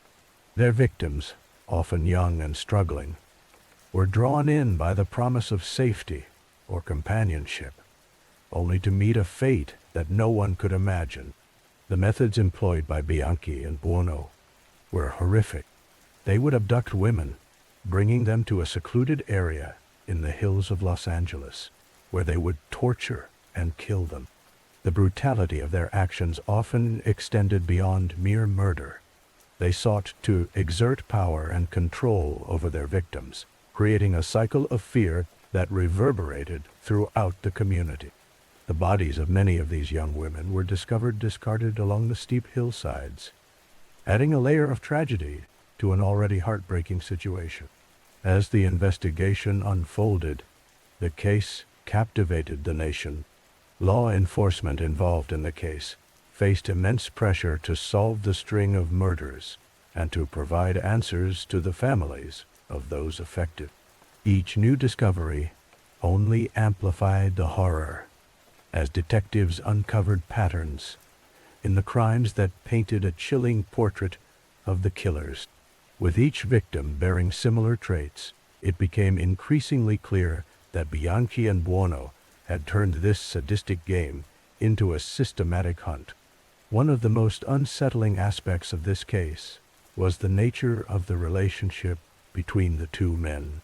They displayed a level of complicity and understanding that is rare among criminals. Bianchi, known for his intelligence and manipulative demeanor, often used his charm to deceive not only his victims, but also those trying to investigate him. Buono, on the other hand, was more impulsive and aggressive, a combination that led to a deadly partnership. Together, they created a dynamic that proved lethal for their victims and complicated for law enforcement. In 1978, the walls began to close in on them. As investigators pieced together the clues, a breakthrough emerged. Bianchi's attempt to feign insanity became a pivotal moment in the case. He initially portrayed himself as a confused and mentally unstable individual, but this act unraveled under scrutiny. The truth was more sinister than anyone could have guessed. The elaborate games that he played hinted at a mind crafted by manipulation, addiction, and violence.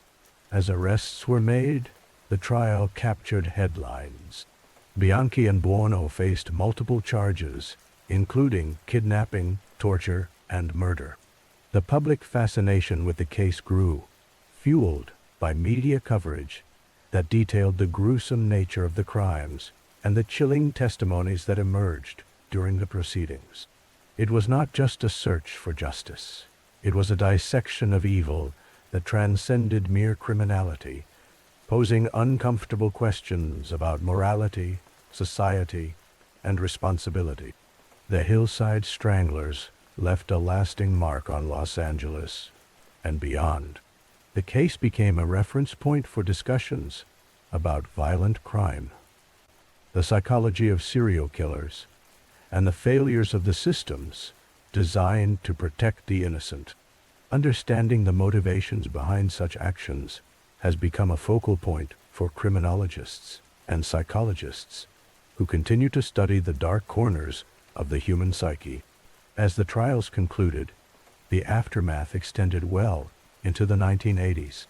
The psychological scars left on the families of the victims are not easily forgotten. The community as a whole felt the trauma, and discussions about safety, awareness, and vigilance took center stage. It served as a painful reminder of the fragility of life and the often hidden dangers that lurk in society. In the end, Kenneth Bianchi and Angelo Buono were emblematic of larger societal issues of power, control, and the very real impact of crime on communities. Their story is a cautionary tale, a reminder of the depths of depravity that can exist alongside the mundane aspects of everyday life.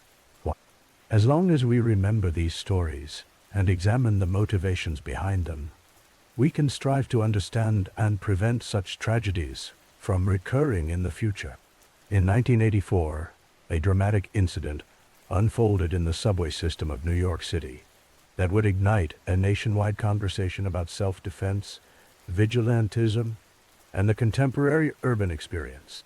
This event was centered around Bernhard Goetz, a man who has become both infamous and a symbol in the discussions around crime and personal safety in America. On a winter afternoon in December, Goetz found himself on a downtown number 2 subway train.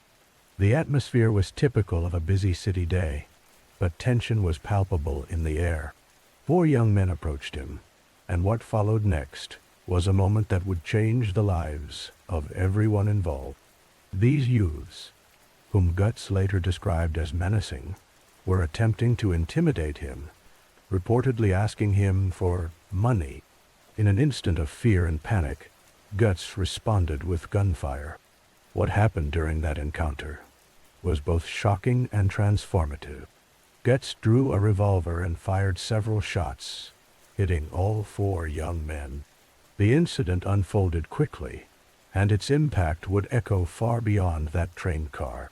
The youths, aged between 16 and 19, were left wounded, with one suffering serious injuries. Goetz, after firing his weapon, calmly exited the subway station and disappeared into the city. This act of self-defense, as he claimed, turned him into a polarizing figure almost overnight. The initial media coverage was intense, and the story gripped the nation. Goetz's actions were heralded by some as a brave stand against crime, especially in an era when New York City faced significant challenges with urban crime and safety.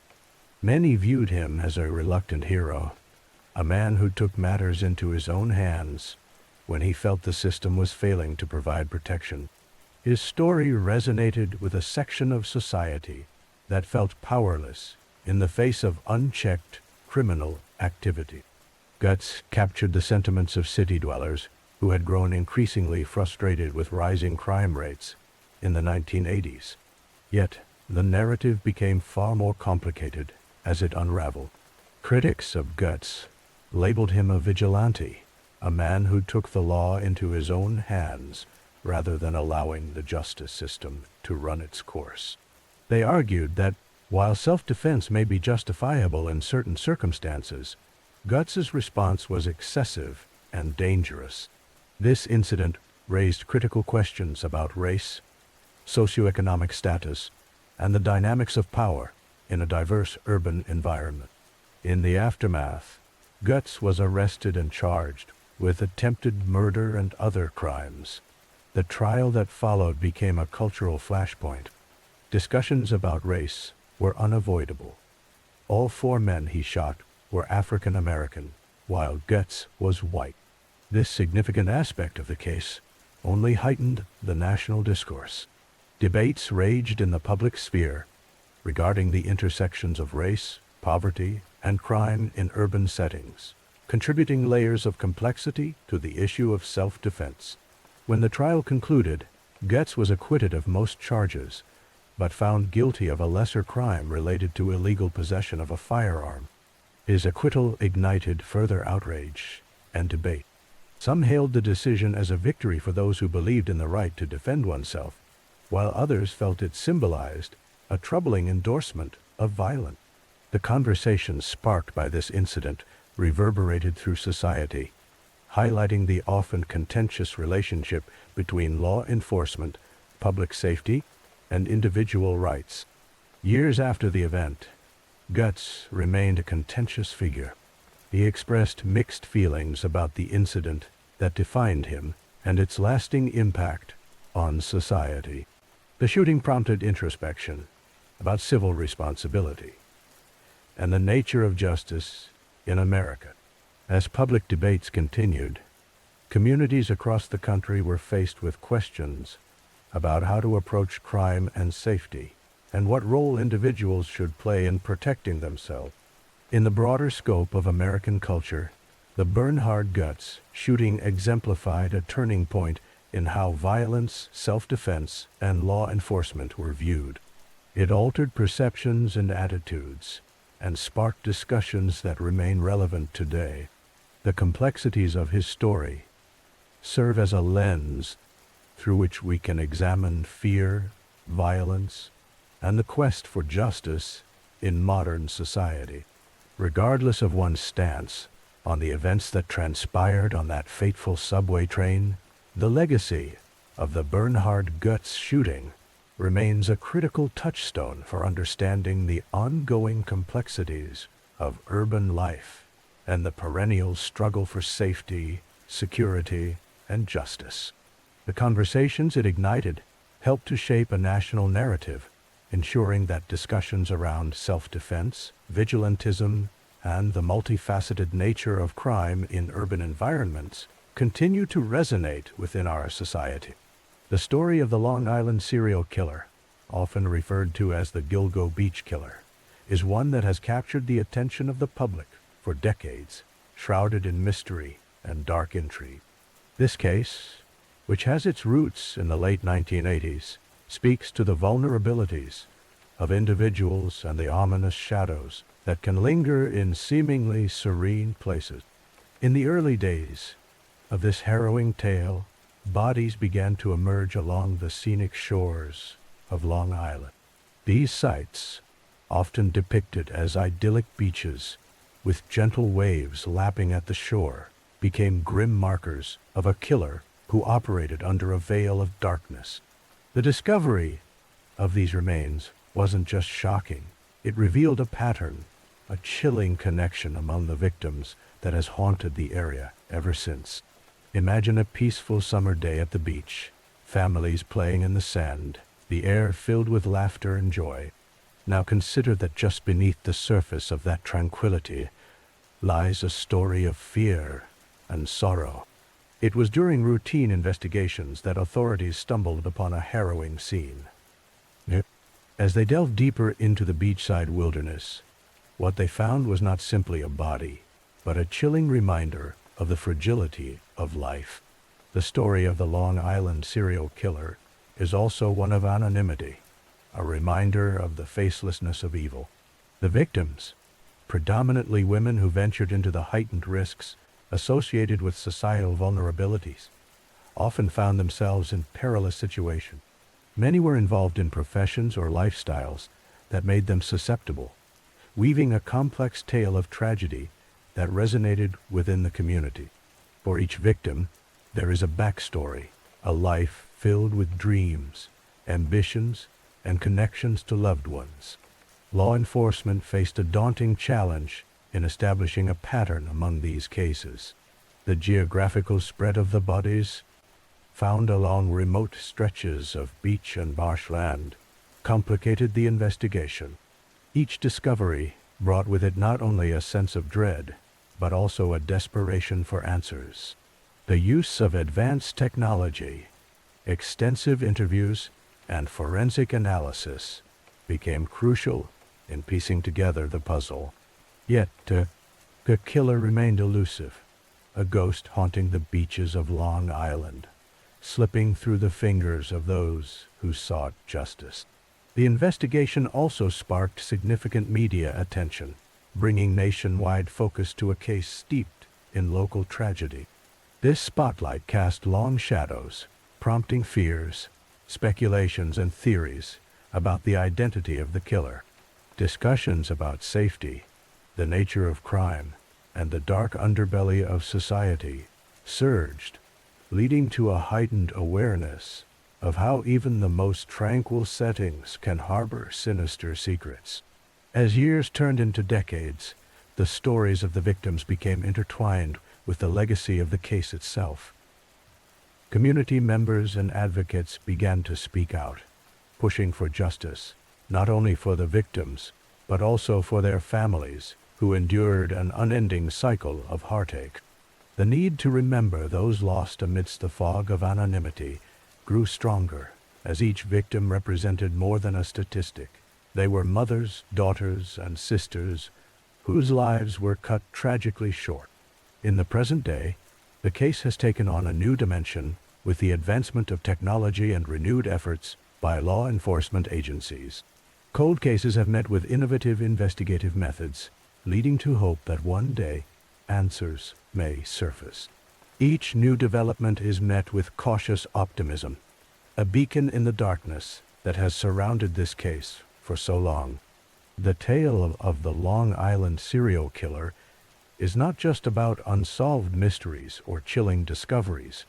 It reflects on broader societal issues, such as the vulnerabilities faced by marginalized individuals. It shines a light on the need for empathy and understanding, urging society to recognize the complexities of lives, often oversimplified by circumstances. In analyzing the narrative surrounding these events, a broader conversation emerges about justice, safety, and the human condition. It compels us to think not only about the victims and their families, but also about the implications of such tragedies on a communal and societal level. As we reflect on this story, let it serve as a reminder of the enduring quest for truth in the face of sorrow, the importance of vigilance, and the collective responsibility that binds a community together. As we contemplate this eerie chapter in American crime history, we remember that behind every statistic lies a story, a reminder that life is precious and fragile. The sea that washes upon Long Island's shores carries with it tales of hope, resilience, and a constant pursuit for closure and understanding. The echoes of the past still linger, and while answers remain elusive, the search for justice continues, illuminating a path forward amid the darkness. The Long Island serial killer case encapsulates the essence of human emotion, the desire for safety and the quest for answers that seems, at times, to be forever out of reach. Each new day offers a glimmer of hope that perhaps one day the shadows of the past will be illuminated, bringing peace not just to the memories of those lost, but to the community that continues to search for healing and resolution in the wake of tragedy. As the waves crash upon the shores, they carry with them the whispers of the forgotten, urging us to remember, to seek justice, and to foster an environment of safety and understanding for those most vulnerable among us. In the quiet town of Chowchilla, California, an event took place in the summer of 1976 that would forever echo in the memories of those who experienced it. It was a warm July day, and children were enjoying their summer break. As they made their way to a field trip, their bus ride took a tragic turn, leading to an unforeseen and harrowing ordeal that would shatter the innocence of childhood. On July 15, 1976, a school bus carrying 26 children and their driver, Ed Ray, was hijacked. The bus was on its way from the local elementary school to an excursion when armed kidnappers, desperate for money, stopped the vehicle. As the children sat in their seats, excited for a day of fun, the reality of the situation quickly became clear. The bus driver attempted to maintain control, but the kidnappers overpowered him, forcing everyone to the ground before driving the bus to a remote location. The kidnappers, Richard and James Schoenfeld, along with a third accomplice, had an elaborate plan driven by their financial desperation. Their aim was to hold the passengers for ransom, hoping to collect a significant amount of money that would allow them to escape their troubles.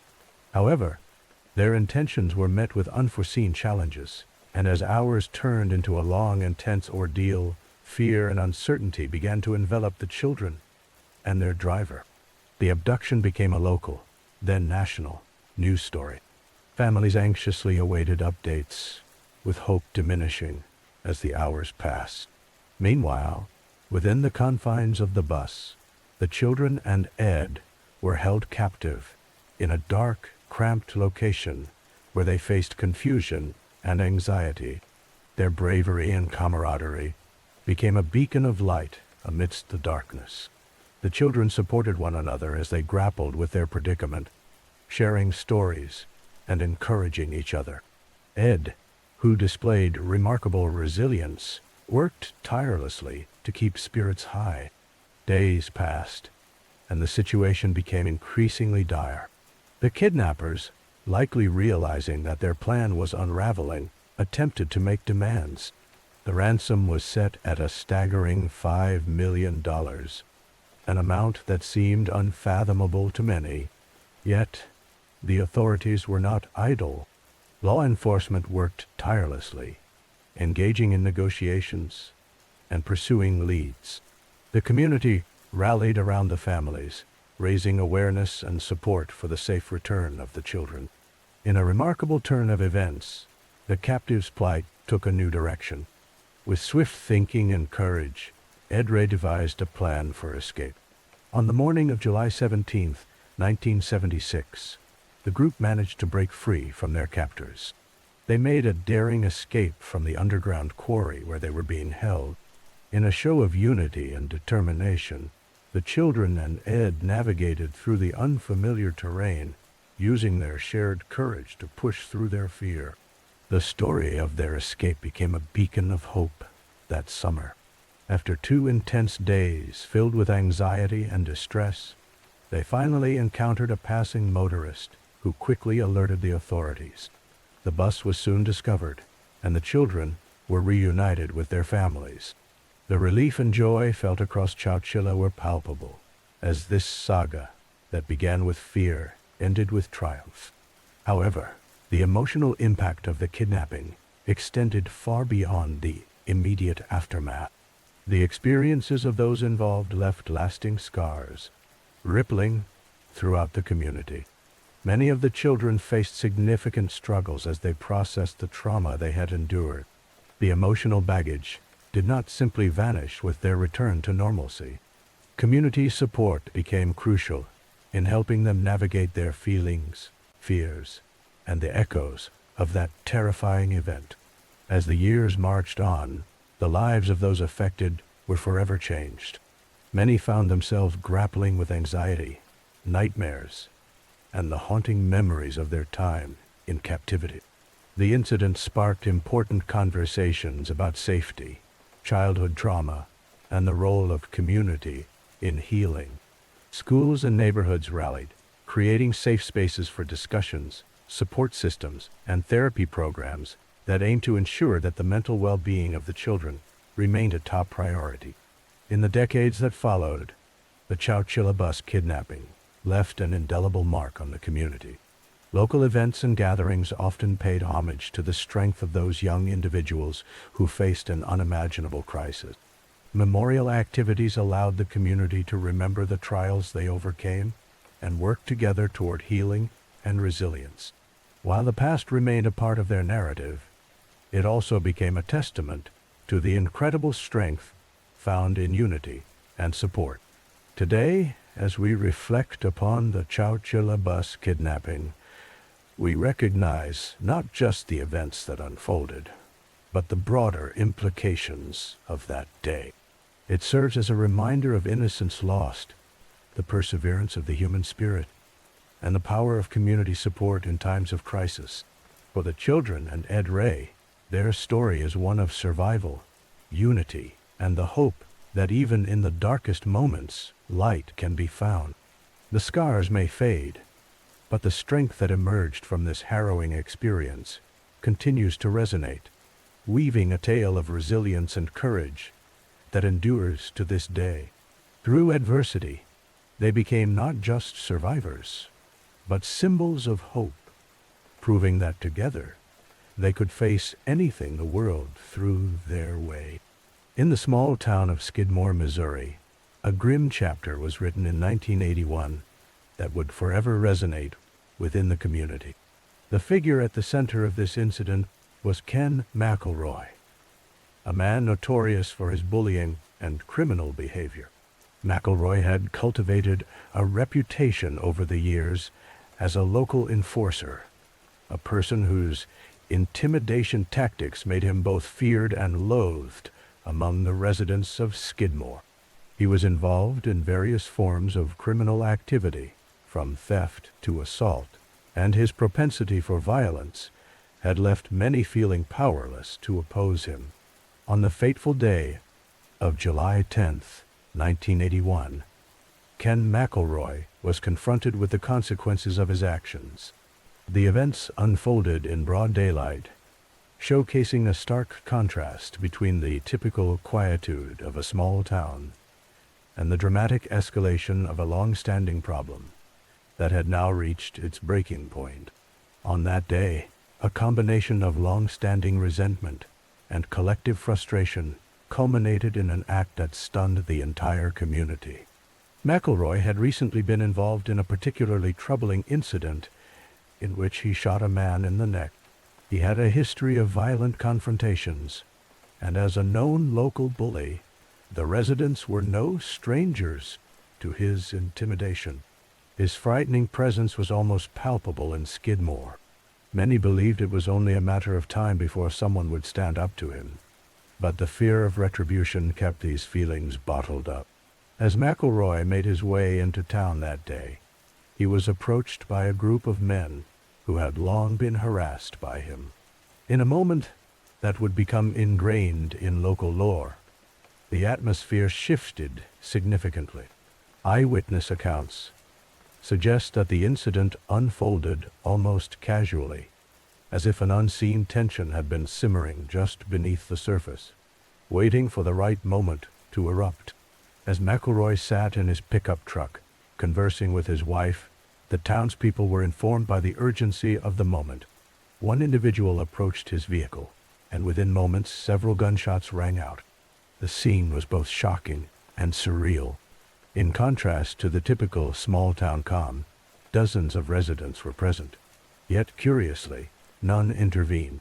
Instead, they stood by silently witnessing a transformation from fear to defiance. The aftermath of the shooting was immediate and explosive. Local law enforcement arrived at the scene to find McElroy lifeless in his vehicle, while the witnesses scattered like leaves in the wind, left to grapple with what had just transpired. The event became a focal point for discussions on morality, justice, and the limits of tolerance in everyday life. There was a complex interplay of emotions, relief for some, fear for others, and a stark reality check for an entire community. In the days and weeks that followed, stories began circulating about the vigilantism that had taken root in Skidmore. The idea that a community might rise up against a bully struck a chord with many observers. It sparked debates about the nature of justice. Was this an act of bravery or a descent into chaos? The lines blurred between the right to protect oneself and the consequences of taking the law into one's own hands. Interestingly, none of the witnesses to the shooting came forward to testify against the gunman, and law enforcement struggled to find any leads. In the eyes of the townsfolk, there was an unspoken understanding that McElroy's fate was of his own making. The Code of Silence, also known as Omerta, had taken an unexpected turn in this context. It was a peculiar scenario, steeped in the collective memory of what it meant to live in fear and the intricate web of social dynamics that characterized small-town life. The Ken McElroy case soon became a notable example of vigilantism in American culture, exemplifying the complex relationship between societal norms and personal action. While some viewed the act as a necessary evil, others condemned it. The incident raised significant questions about moral responsibility. What happens when a community feels compelled to take matters into its own hands? As time passed, Skidmore began to overcome the haunting echoes of that fateful day. Yet the legacy of McElroy's story persisted, shaping discussions about crime, community, and justice for generations to come. It serves as a reminder that, in small towns, where everyone knows each other's secrets, the line between right and wrong can often become blurred. The Ken McElroy killing stands as a reflection of the complexities of human behavior and the lengths to which people will go when pushed to the limits. It invites reflection on the broader implications of a community that feels neglected by the justice system, raising essential questions about moral dilemmas, societal responsibilities, and the very nature of justice itself.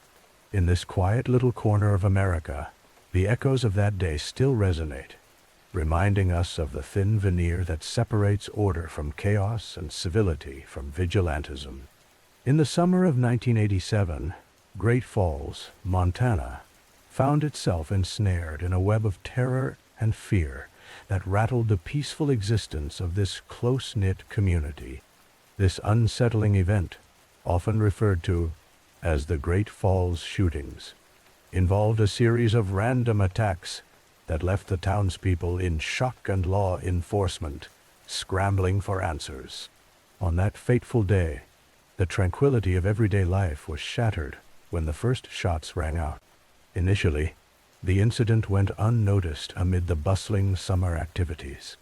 As the afternoon sun bathed the town in a warm glow, people moved about their routines, unaware that danger lurked in the shadows. Eyewitness accounts describe a scene that quickly escalated from normalcy to panic.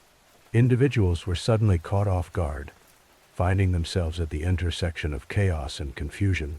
The sounds of gunfire sliced through the air, leaving an indelible mark on the town's psyche. The Great Falls community quickly mobilized, coming together in the face of fear. Residents reported seeing individuals running for cover, confusion spreading as the implications of the shots fired began to sink in. Within moments, the calm, scenic streets of Great Falls transformed into a chaotic landscape. People were understandably afraid and uncertain, leading to heightened emotions and a need for security. The police force, along with emergency response teams, rapidly descended upon the area, attempting to understand the scope of the situation. As the investigation began, authorities faced the challenging task of unraveling the motive behind these seemingly random shootings. With no clear target in sight, the mystery deepened, creating an atmosphere of anxiety as fear persisted among the community members. Local law enforcement scoured the neighborhoods for clues, interviewing witnesses and collecting evidence, only to be met with more questions and uncertainties. The media coverage of the shootings played a significant role in shaping public perception during this tumultuous time. News outlets broadcast updates, bringing the chilling details into living rooms across the nation. The combination of sensational headlines and graphic descriptions elevated the sense of urgency and dread. People outside Great Falls began to pay attention, further complicating the community's distress. Although the details varied, many reports vividly described the terror that unfolded and the helplessness felt by many who witnessed the violence. Residents shared their stories, some involving narrow escapes and others recounting the loss of loved ones. As they spoke of the harrowing experience, their accounts painted a picture of resilience and unity among neighbors. The bond among residents strengthened as they sought comfort in each other during this dark period. Grocery stores, schools, and places of worship became gathering points for community discussions amid the unfolding horror. As days turned into weeks, investigators worked tirelessly to piece together the events of that summer day. The search for answers demanded collaboration across law enforcement agencies, engaging various levels of government to bring resolution to an otherwise incomprehensible occurrence. The community watched closely as the investigation progressed, hoping for closure and some sense of understanding. Public forums and community meetings became platforms for sharing concerns and discussing safety measures. Town hall discussions featured passionate debates about how to enhance security and protect citizens from potential threats. Residents voiced their opinions while grappling with the core question: how could such fragile peace be restored? Eventually, after painstaking investigation and countless hours of work, authorities began to draw closer to identifying the person responsible for the chaos. The sense of relief was palpable as the community awaited news that would finally offer some peace of mind. Each development was closely followed by residents eager to put the nightmare behind them. News broke when the suspect was apprehended. For many, this moment was bittersweet. While there was a collective sigh of relief, the memories of that day would linger in the minds of those who lived through the terror. Trials and legal proceedings followed, drawing attention beyond Great Falls as the narrative unfolded in the courts. Discussions about gun control, mental health, and the implications for community safety swirled around the events, echoing the far-reaching impact of those brief moments of violence. The aftermath of the Great Falls shootings left many in a state of reflection, examining broader societal issues while grappling with feelings of vulnerability. Community initiatives focused on healing emerged, with efforts to honor the victims and support those affected. Vigils and memorials became avenues for collective mourning, symbolizing the drive to reclaim a sense of normalcy and safety for the future. As years passed, Great Falls began to rebuild and strengthen its communal bonds. While the memories of that summer day faded in some ways, they remained ingrained in the town's history. This narrative became part of the larger story of resilience that marked the spirit of Great Falls. The Great Falls shootings of 1987 serve as a haunting reminder of the fragility of peace within society. Through the lens of tragedy, the community demonstrated remarkable resilience, navigating the complexities of fear, loss, and ultimately moving forward with hope. By acknowledging the past, they have fostered a dedication to understanding and healing, ensuring that their story continues to be one of strength rather than solely of hardship. The events may have shaped the consciousness of the town, but they are also interwoven with tales of solidarity, compassion, and an unyielding spirit that defines the essence of Great Falls. In the spring of 1984, a chilling event unfolded in Ogden, Utah, that remains etched in the annals of criminal history. Known as the Hi-Fi Murders, this case is notorious not only for its brutal violence, but also for the profound impact it had on the community. It served as a dark reminder of how quickly ordinary moments can shift into chaos, leaving lasting scars on families and society. The stage was set one fateful day in April when two men, determined to commit robbery, entered the Hi-Fi stereo shop. On the surface, this store appeared to be a simple location where individuals could purchase the latest audio equipment and enjoy their favorite records. However, this particular day would turn it into a crime scene marked by unimaginable horror.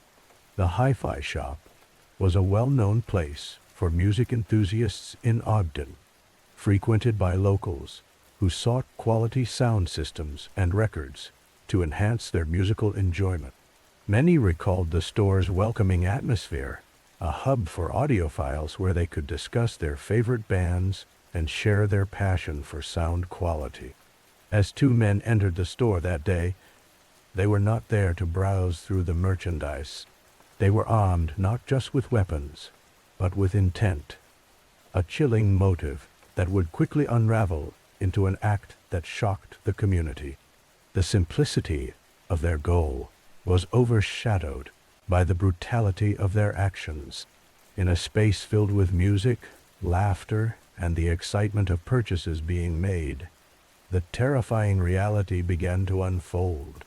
Inside the store, the two assailants targeted the employees and customers. They took hostage 3 individuals, 2 employees and a customer, dehumanizing them in a calculated manner intended to gain control.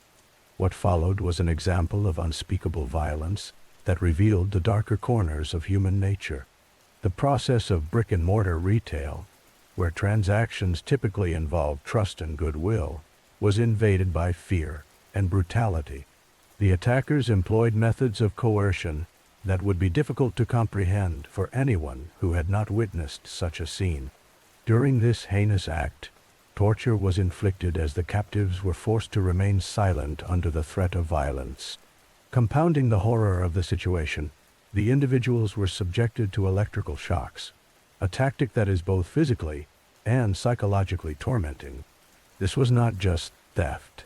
It was an experience designed to instill terror. The calculated nature of the crime indicated a level of premeditation that sent ripples of fear throughout Ogden.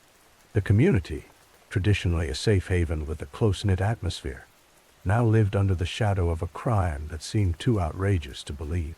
Although the robbery and assaults occurred in the late hours of that day, these actions remained forever imprinted in the minds of those who learned of the events.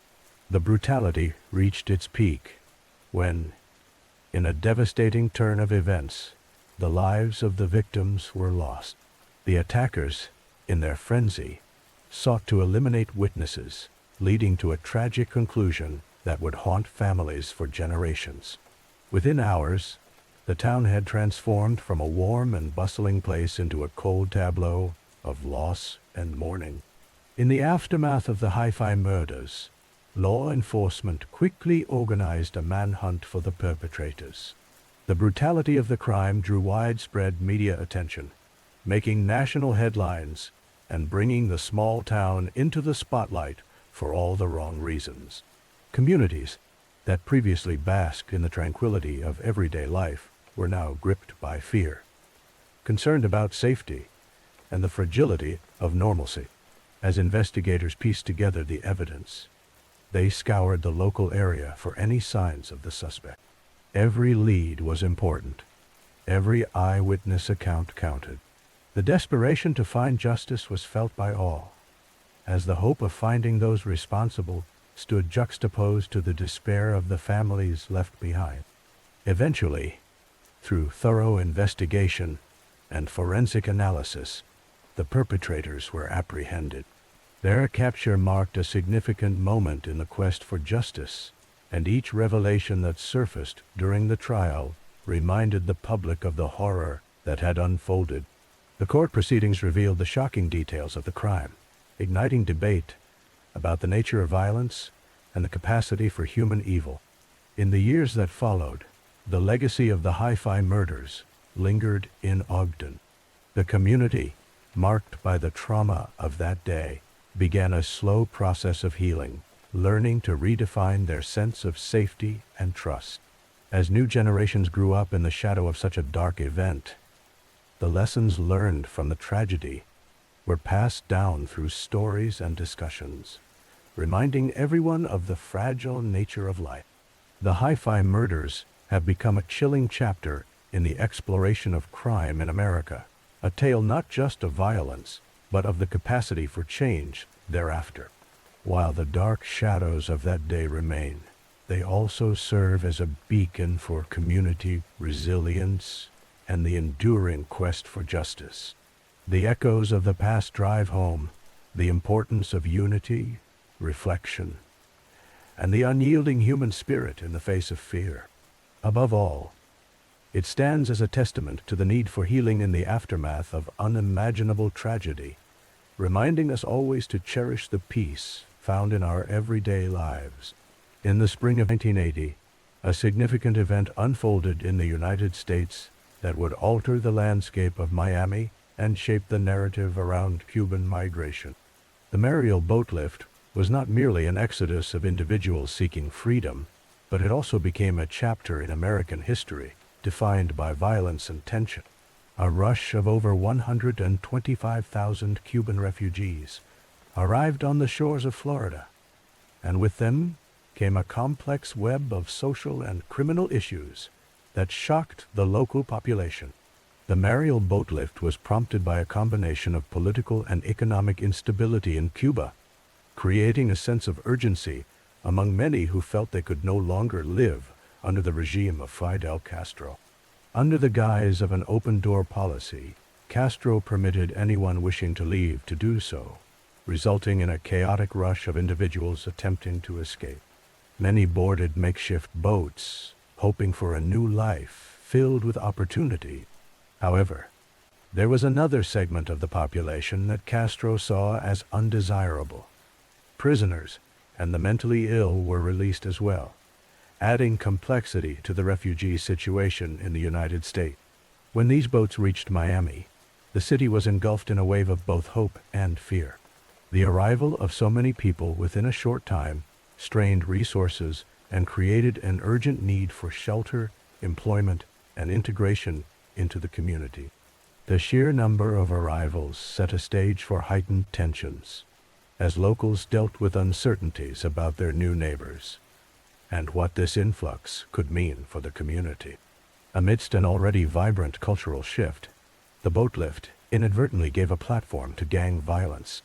Although the majority of Cuban immigrants sought a peaceful transition and a chance at a better life, a subset gravitated towards criminal activity, exacerbating existing tensions in the Miami area. Gang affiliations began to rise, and street conflicts erupted. Miami's existing crime issues intensified, and the public perception of Cuban immigrants became intertwined with stories of violence and gang warfare. Reports of violence surged as turf wars erupted between rival gangs. The presence of organized crime among certain groups fueled fears and stereotypes, painting many of the refugees in a negative light. The sensationalized media coverage of these incidents drove a narrative that connected the Boatlift to rampant criminality in Miami. This connected violence resulted in numerous murders, with gang members often settling disputes through lethal means, causing fear and insecurity among both the immigrant community and longtime Miami residents. One case that stands out in this historical context is the murder of a young Miami resident named Antonio, who was wrongfully caught in the crossfire between rival factions. His tragic death garnered media attention, drawing national outrage and a call for action. This incident became emblematic of the turmoil that arose during this period. Families mourned not just for Antonio, but also for the community split between fear of crime and a desire to support new neighbors navigating a challenging transition. The local government, overwhelmed by the influx, struggled to maintain order amid rising crime rates. Police efforts were intensified, but law enforcement faced numerous obstacles in addressing gang violence. Many police officers remarked on the difficulty of creating positive community relations when fear and mistrust lingered on both sides. Amid the chaos, the distinction between criminal elements and the vast majority of peaceful refugees often blurred, complicating the public's reaction to the situation. As the months progressed, the conversation around Cuban refugees continued to evolve. Though much of the coverage focused on crime and violence, organizations emerged dedicated to aiding successful integration. Community leaders, activists, and ordinary citizens sought to bridge the divide between long-established Miami residents and newcomers. They organized cultural festivals, job fairs, and community dialogues aimed at fostering understanding and unity.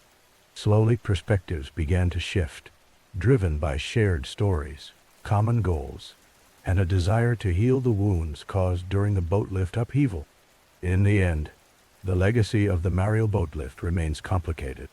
It was a turning point that challenged Miami's identity and its approach to immigration. The dramatic influx sparked violence, but also revealed the resilience of a city and its ability to adapt. By facing challenges head-on and celebrating cultural diversity, Miami gradually transformed these trials into triumphs of community spirit. The Mariel Boatlift serves as a powerful reminder of the complexities inherent in human migration. It stirred discussions around not only public safety, but also compassion, reflecting the multifaceted nature of society. The story of those turbulent times is still echoed today as discussions about immigration and community continue to resonate, illustrating how the past can shape the future in profound ways. In the small city of Edmond, Oklahoma, a chilling event unfolded on August 20th, 1986, that would forever change the conversation surrounding workplace violence in the United States. The tragic incident, later known as the Edmond Post Office Massacre, resulted in the devastating loss of 14 lives and marked a grim turning point in America's understanding of mental health issues, stress in the workplace, and the dark potential buried within seemingly ordinary individuals. The perpetrator, a postal worker named Patrick Sherrill, had been employed at the Edmond Post Office for several years. Described by some colleagues as quiet and reserved, he exhibited few signs of the tumult that would ultimately erupt. However, beneath the surface, Sherrill was grappling with significant personal and professional challenges. He had recently been evaluated for performance issues and had no doubt felt the mounting pressure that often accompanies such scrutiny in the workplace. On that fateful day, Sherrill, fueled by a mix of perceived slights and a sense of desperation, arrived at the post office, armed with 2 handguns.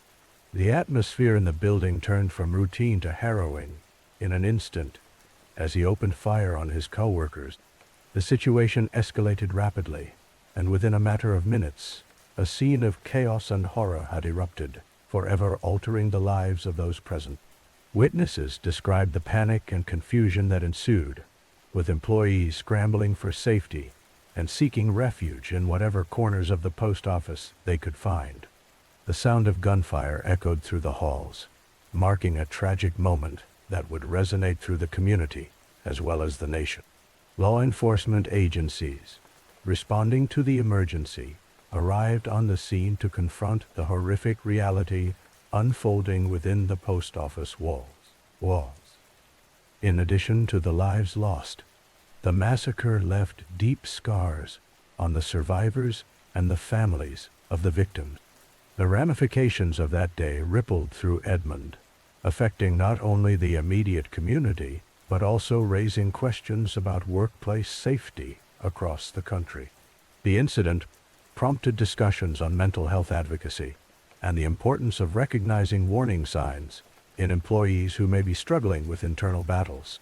Following the massacre, the phrase, "going postal," emerged in American vernacular, often used to describe extreme reactions to workplace frustrations. This term, unfortunately, trivialized the very serious issues at hand, reducing a complex situation into a catchphrase, often ignoring the underlying struggles individuals face. The cultural implication of going postal became so pervasive that it often overshadowed the real discussions needed to address workplace stress, mental health, and violence prevention. The Edmond Post Office massacre also signaled a shift in discourse surrounding gun violence. As the nation grappled with this tragedy, it became evident that greater attention was required not only on gun control policies, but also on how workplaces could support their employees through mental health resources and conflict resolution strategy. Companies and organizations began to take a closer look at their internal cultures and the well-being of their employees, understanding that a focus on mental health could help prevent future tragedies. In the wake of this tragedy, memorials were held, honoring the lives lost that day. Families and friends of victims and survivors came together, sharing stories, remembering their loved ones, and fostering a sense of unity in the face of overwhelming grief. As the community healed, initiatives began to form that championed awareness and advocacy, emphasizing the importance of kindness, understanding, and support in workplaces across the country. The Edmond Post Office massacre serves as a solemn reminder of the potential for violence in everyday places and the importance of addressing mental health in our communities. It reflects the need for open conversations about stress, feelings of isolation, and the importance of providing resources for those who may be struggling. Ultimately, it calls for a collective commitment to creating supportive environments where individuals feel valued, understood, and safe. As we navigate the complexities of modern life and the pressures inherent within our careers, it is essential to remember the human experience. We can foster connections, extend compassion, and strive for understanding in our interactions. This way, we help cultivate spaces where dialogue becomes commonplace and individuals are encouraged to seek help without fear of judgment or stigma. The Edmond Post Office massacre, along with similar incidents that have occurred throughout history, serves as a catalyst for change. It challenges us to not only remember the events that transpired, but also to honor the lives affected by nurturing a culture of awareness, acceptance, and support. By doing so, we honor those lost and pave the way for a future where individuals can thrive without fear, contributing effectively to society while fostering a sense of belonging. Dian Fossey was a groundbreaking primatologist whose passion for studying mountain gorillas changed the way we view conservation and wildlife. Born on January 16, 1932, in San Francisco, California, Fossey dedicated her life to understanding and protecting these magnificent creatures. In 1967, she established the Karasoke Research Center in the Virunga Mountains of Rwanda, immersing herself in the lives of the gorillas. Through her meticulous observations, Fossey unveiled their complex social structures and behaviors, earning worldwide acclaim for her work. As she became more entrenched in her research, Fossey grew increasingly aware of the threats facing the guerrillas. Poaching, habitat destruction, and human encroachment posed significant dangers not just to guerrillas, but also to the broader ecosystem. To combat this, she took on a dual role as both a scientist and an activist. She sought to educate local communities and lobby for stronger protections for wildlife, emphasizing that the survival of gorillas was intertwined with the well-being of the environment. However, her dedication and activism did not come without controversy. Fossey was known for her fierce opposition to poaching and often confronted poachers directly. This boldness earned her both admirers and enemies. It wasn't long before tensions escalated surrounding the conservation efforts in the region, and her passionate stance against poaching led to increasing hostility. The year 1985 marked a turning point when Fossey's life took a tragic and shocking turn. On December 26th, she was found murdered in her cabin at the Karasok Research Center. The news of her death sent shockwaves through the conservation community and raised numerous questions about the circumstances surrounding her murder. Who would want to harm such a devoted protector of wildlife? Theories began to swirl almost immediately. Some speculated that her murder was the result of her fierce battles against local poachers. Fossey had not only dedicated her time to research, but had actively worked to disrupt poaching operations. Her growing notoriety in the region may have upped the stakes, leading to a lethal confrontation. The guerrillas she studied became beloved symbols, and with that attention came increased pressure from illegal activities that threatened their existence. Was her commitment to justice the very reason for her untimely end? Others considered the possibility of betrayal within her own circle. Fossey had strong opinions, often alienating colleagues and generating conflicts with both local authorities and fellow conservationists. There were speculations that one of these relationships may have turned sour. Such tensions highlighted the complex dynamics within the community, as they all fought a common battle against the destruction of the natural world. Was there someone who felt wronged, leading to a crime of passion? In the larger narrative, the socio-political climate of Rwanda during that time also played a significant role. Approaching the late 1980s, the country was simmering with unrest, which would eventually explode into the Rwandan Civil War. This backdrop may have created an environment of chaos and violence, where the murder of a foreign activist could go unanswered amidst greater issues.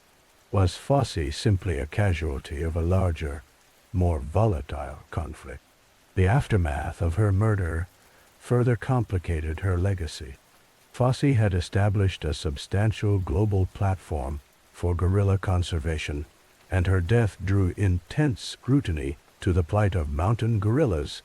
Many rallied to continue her work, propelled by the sense of urgency her tragic fate had instilled.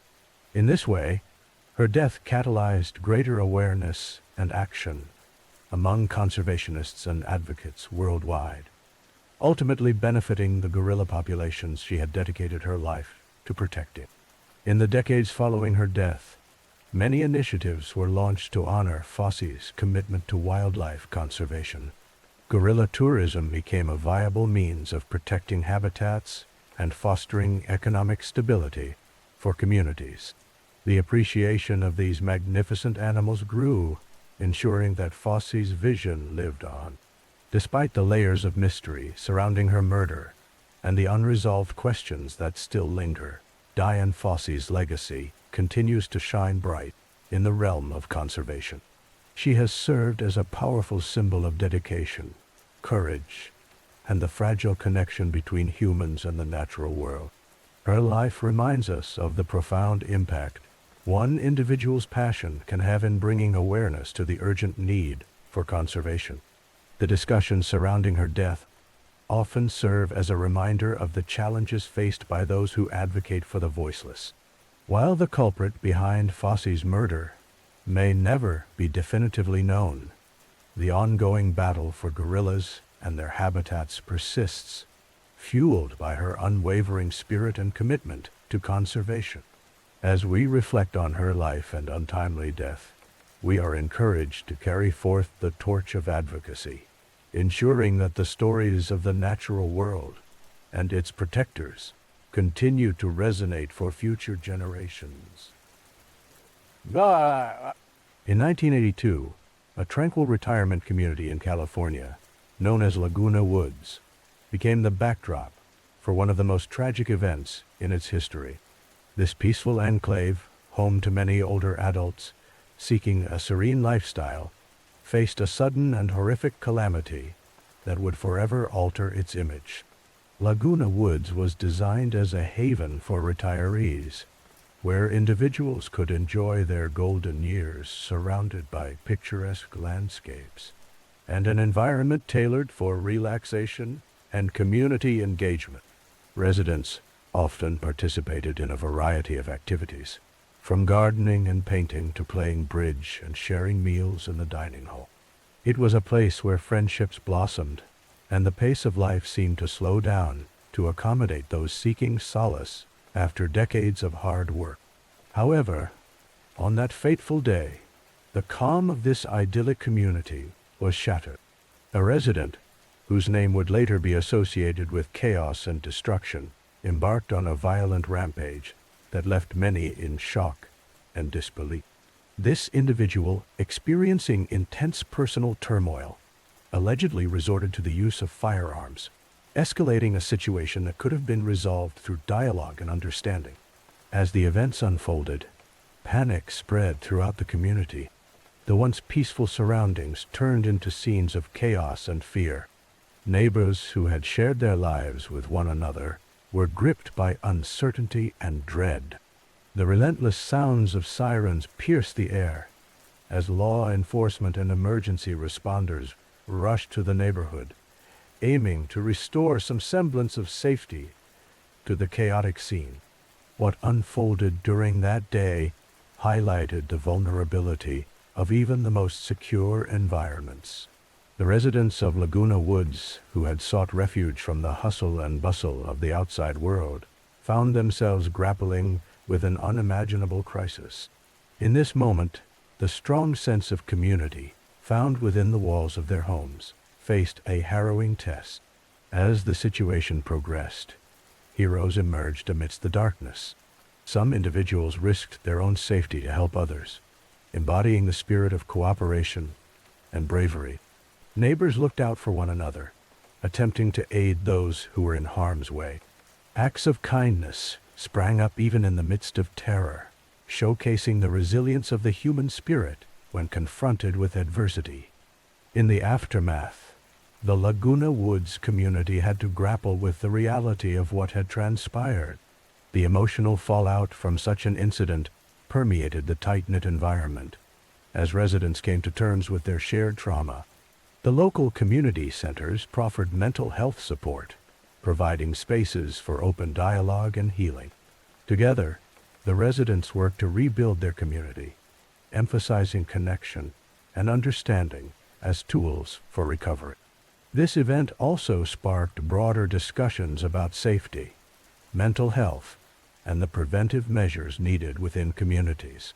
Neighborhood watch programs were encouraged, and initiatives aimed at fostering connection and friendship among residents took center stage. The incident served as a stark reminder of the importance of looking out for one another, ensuring no one felt isolated or alone in their struggles. As time passed, Laguna Woods began to reclaim its identity as a peaceful community. The resilience that had been shown in the face of violence became a cornerstone of the neighborhood spirit. Residents continued to gather, share meals, and engage in activities, recognizing the vital importance of unity and support. The scars from that day would linger, but so would the resolve to ensure their beloved community remained a sanctuary for all. In the years that followed, national conversations around mental health awareness grew in significance, and communities everywhere began to take action. The events in Laguna Woods became a part of a larger narrative about the importance of compassion, understanding, and vigilance within neighborhoods. History remembers the tragedy, not only for the loss that occurred, but also for the enduring spirit of those who came together to rise above the unimaginable. As we reflect on this somber chapter, it serves as a poignant reminder of the strength inherent in community and the necessity of fostering connections. The lessons learned from this incident continue to resonate, inspiring individuals everywhere to prioritize kindness and vigilance in their own community. This legacy reminds us all that even in the darkest times, the human spirit can shine brightly when we come together to support one another. In the summer of 1993, the sudden death of Vince Foster, a prominent figure in the White House, sent shockwaves throughout the nation. Foster, who served as Deputy White House Counsel under President Bill Clinton, was found dead in Virginia's Fort Marcy Park on July 20th, a discovery that would trigger a multitude of theories and debates for years. Initially, the circumstances surrounding Foster's death were officially ruled a suicide by the authorities. His body was discovered with a gunshot wound, and investigations indicated that he had taken his own life amid escalating stress from his work and personal life. Foster had been facing intense scrutiny and pressure due to his role in the Clinton administration, particularly regarding matters related to the Whitewater real estate investment and various legal challenges involving the Clinton family. However, the nature of Vince Foster's passing became a magnet for conspiracy theories almost immediately. Underlying the primary narrative of suicide was a swirl of speculation that hinted at foul play. Some believed that Foster had uncovered or was involved in activities that warranted silencing, leading to the belief that he might have been murdered due to the sensitive nature of the information he possessed. The scenes at the park where Foster's body was discovered fueled further intrigue. Reportedly, items were found at the scene that raised questions in the minds of skeptics. For example, when Foster's personal belongings were assessed, including his briefcase and documents, there appeared to be elements that, to some observers, did not align with the official narrative. Those questioning the suicide ruling often pointed to the timeline of the events leading up to his death, advocating that there were just too many unanswered questions. As conspiracy theories grew, high-profile proponents emerged to investigate Foster's death further. Some media outlets and individuals claimed to have uncovered inconsistencies in the investigations led by law enforcement agencies, claiming that there was a cover-up at play. Theories varied widely, ranging from allegations of secret documents containing critical information about the Clintons to accusations that Foster had been involved in illicit activities linked to powerful political figures. Several independent investigations and reports attempted to clarify the circumstances of Foster's passing, with conclusions largely supporting the suicide ruling. However, the nature of the investigations themselves was often questioned. Those advocating for alternate explanations cited the perceived biases of those conducting the inquiries, suggesting that political motivations could have influenced the outcomes. They argued that the connections Foster had with the Clinton administration could have played a role in the investigations and conclusions drawn. Moreover, documents related to Foster's death and his life have become a focal point for conspiracy theorists. Even years after the event, attention to these materials endures, with discussions surrounding their contents heated and contentious. Certain documents were reportedly missing or destroyed, leading to further speculation about what information they might have contained. Discussions of these anomalies often revive the debate over whether Foster truly committed suicide, or if there was indeed a darker narrative at play.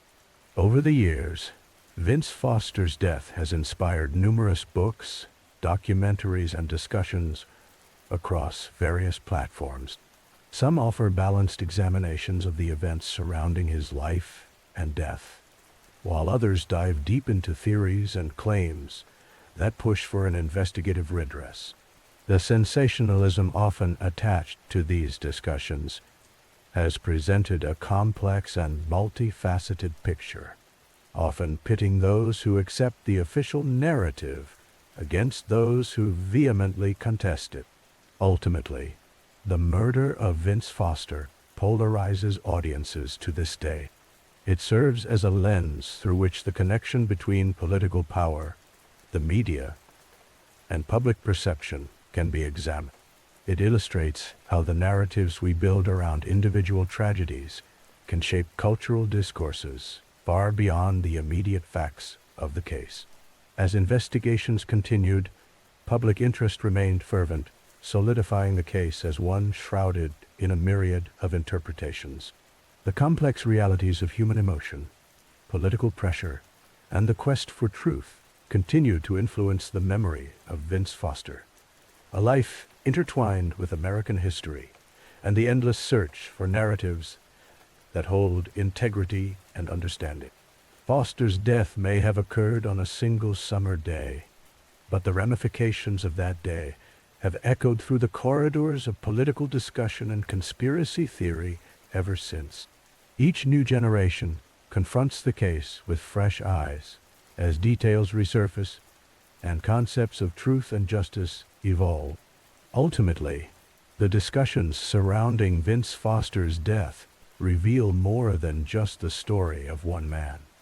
They bring forth questions about the nature of power, the impact of personal relationships in high places, and of the relentless quest to uncover fact amidst the complex fabric of belief and skepticism. Through this lens, we gain insights not just into a specific incident, but into the broader narratives that shape our understanding of history, accountability, and truth itself. In the calm and idyllic setting of Fresno, California, a chilling incident unfolded in 1984 that would rock the community and capture the attention of the nation. It was a case steeped in betrayal, greed, and the dark underbelly of wealth. The Ewell family, a prominent name in the region due to their affluence, became the focus of a gruesome crime that resulted in the tragic loss of 3 lives. The Ewell family was known for their success and prosperity. They had built a life of comfort, marked by social standing and lavish lifestyle. With wealth often comes jealousy and a desire for control. For the Ewell family, that dark truth became a harrowing reality. On a fateful night in their home, the harmonious imagery shattered when they were brutally murdered, sending shockwaves through their neighborhood. This unfortunate tale centers around the family's son, who was later convicted of orchestrating the horrific crime. His life, seemingly promising and filled with opportunities, took a dark turn driven by an insatiable desire to inherit his parents' fortune. This relationship between wealth and morality, as we delve deeper, points to a profound question. How far can one be pushed by greed? On the night of the murders, the scene was gruesome. The brutality of the event left law enforcement and investigators scrambling for answers. The local community was in disbelief.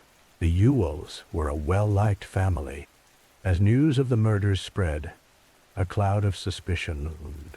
Investigators focused on several potential leads, but it was the family dynamic that soon emerged as a critical element of the investigation. The young man who stood at the center of this storm was a son who had enjoyed the benefits of a wealthy upbringing.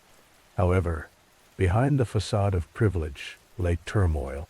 Complications in family relationships can often be concealed by the comforts that wealth provides. Somewhere along the line, resentment began to poison his thoughts. The allure of obtaining full control over the family fortune became too tempting, illuminating just how dangerous desire can be when left unchecked. As the investigation continued, the son's behavior raised red flags. Initially, he played the role of a grieving family member. Yet, beneath the surface, his actions suggested a different narrative. Several inconsistencies in his statements caught the attention of those investigating the case. Detectives dug deeper into his background, seeking to uncover the motivations that could have led a young man to orchestrate such a horrific act against his own flesh and blood. As suspicions mounted, more details began to emerge. The son had befriended individuals who had previously been on the fringes of the law. Conversations about inheritance and financial gain began to surface. It became increasingly clear that there was a network of influence surrounding him, one that may have encouraged his ambitions. In establishing connections with these individuals, the seemingly simple dream of wealth twisted into a sinister plot. Days turned into weeks, and the search for the truth persisted. The revelation of the son's involvement sent ripples of shock throughout the Fresno community. Friends and neighbors who once knew him now grappled with disbelief. A young man who had been raised in privilege had turned to a path marked by betrayal and violence.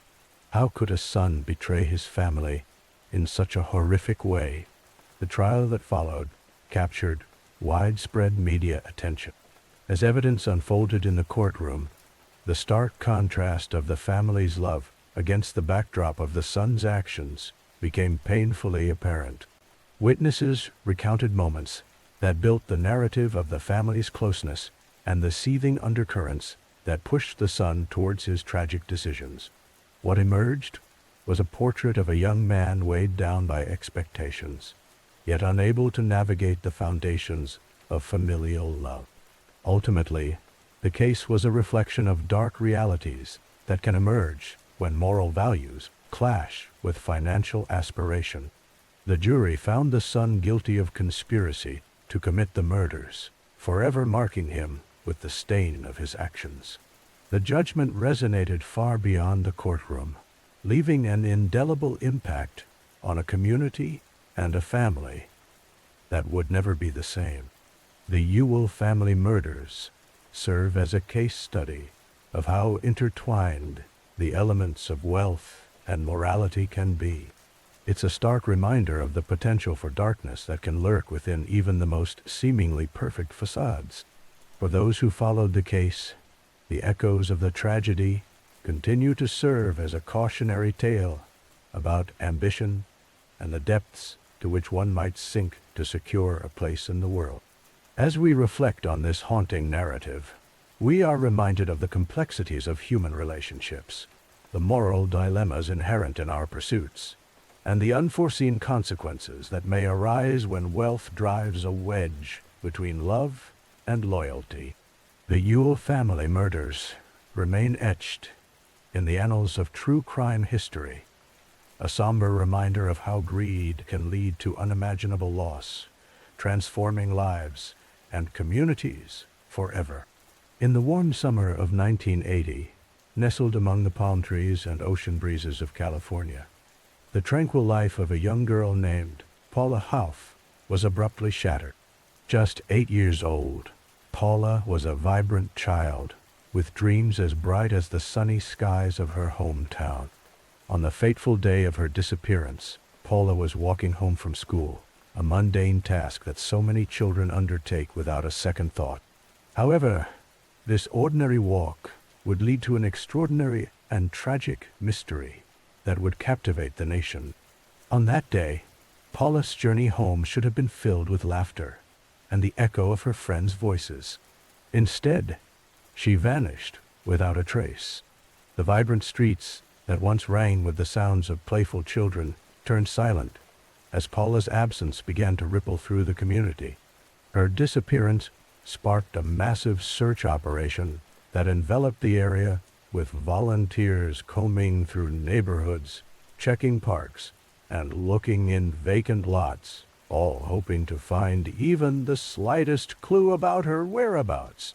As days turned into weeks, The excitement of finding Paula dwindled, leaving only a haunting reminder of her absence. The case drew significant media attention, with headlines screaming for help and the desperate cries of a family longing for their daughter. Images of Paula, her bright smile and cheerful spirit, filled newspapers and television screens, showcasing the innocence of childhood intermingled with the chilling reality of abduction. In the decades that followed, Paula Hough's case became emblematic of the fears that many parents held during the 1980s.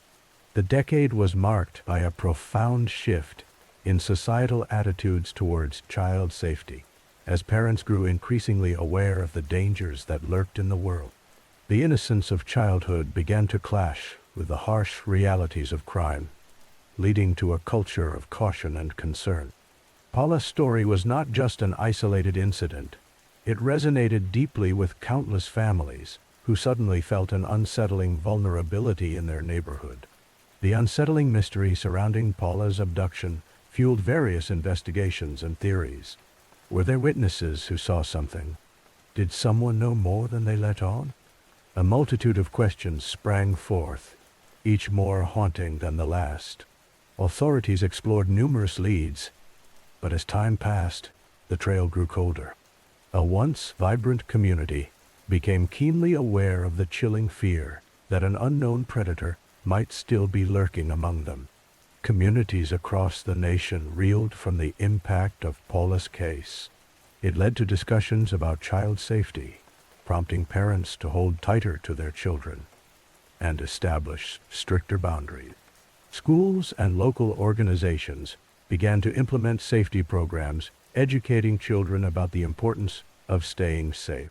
While these efforts ushered in a new era of awareness, it was also a stark indication of the reality that innocence had been stolen. As the years went by, Paula Hough's name became part of the growing list of unresolved cases, a chilling reminder that some families remain in a state of uncertainty, holding on to the hope of closure.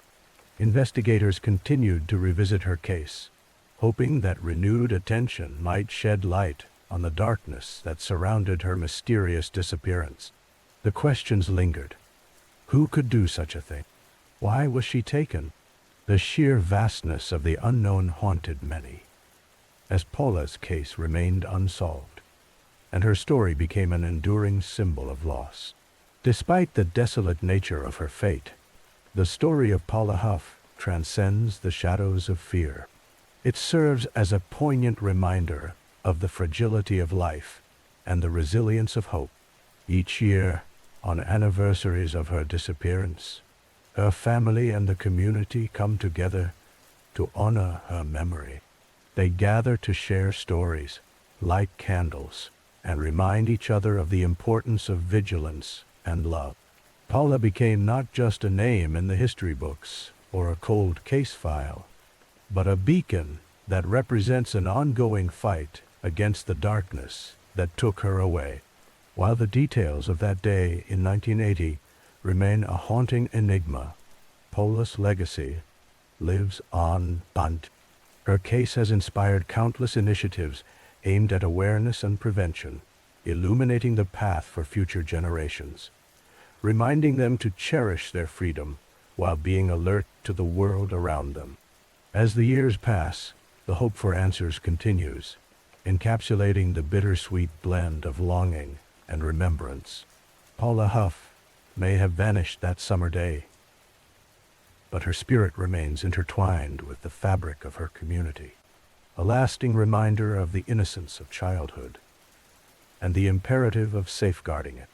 In the late 1980s, the peaceful and picturesque landscapes of Oregon were marred by a series of unsettling discoveries that would forever alter the community's sense of security.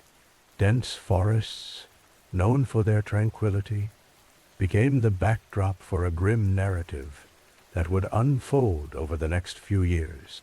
This narrative has come to be known as the Woods Murders, a chilling series of events that captivated national attention. The story begins in the spring of 1986, when a fisherman stumbled upon a young woman's body in a secluded area of the woods in southern Oregon. This discovery marked the beginning of a chilling series of events that would bring fear and turmoil to the community. As the investigations progressed, authorities found additional bodies, each belonging to young women who had seemingly vanished without a trace. The victims shared similar backgrounds. Many were in their late teens or early 20s, had ties to the area, and were regarded as promising individuals with bright futures. The investigation into these murders quickly became complex. Law enforcement faced numerous challenges, including the dense, rugged terrain that made the search and retrieval process arduous. Each new body discovered only deepened the mystery surrounding these incidents, prompting authorities to consider the terrifying possibility of a serial killer operating within the region. The connection between the victims was not immediately apparent, yet the similarities raised troubling questions in the minds of investigators and residents alike.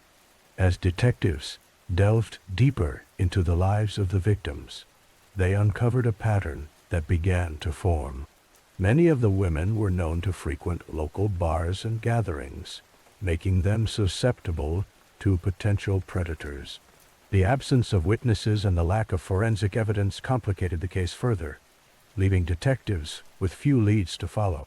The woods, once a serene escape for hikers and adventure seekers, began to loom ominously over the community, casting a shadow of fear.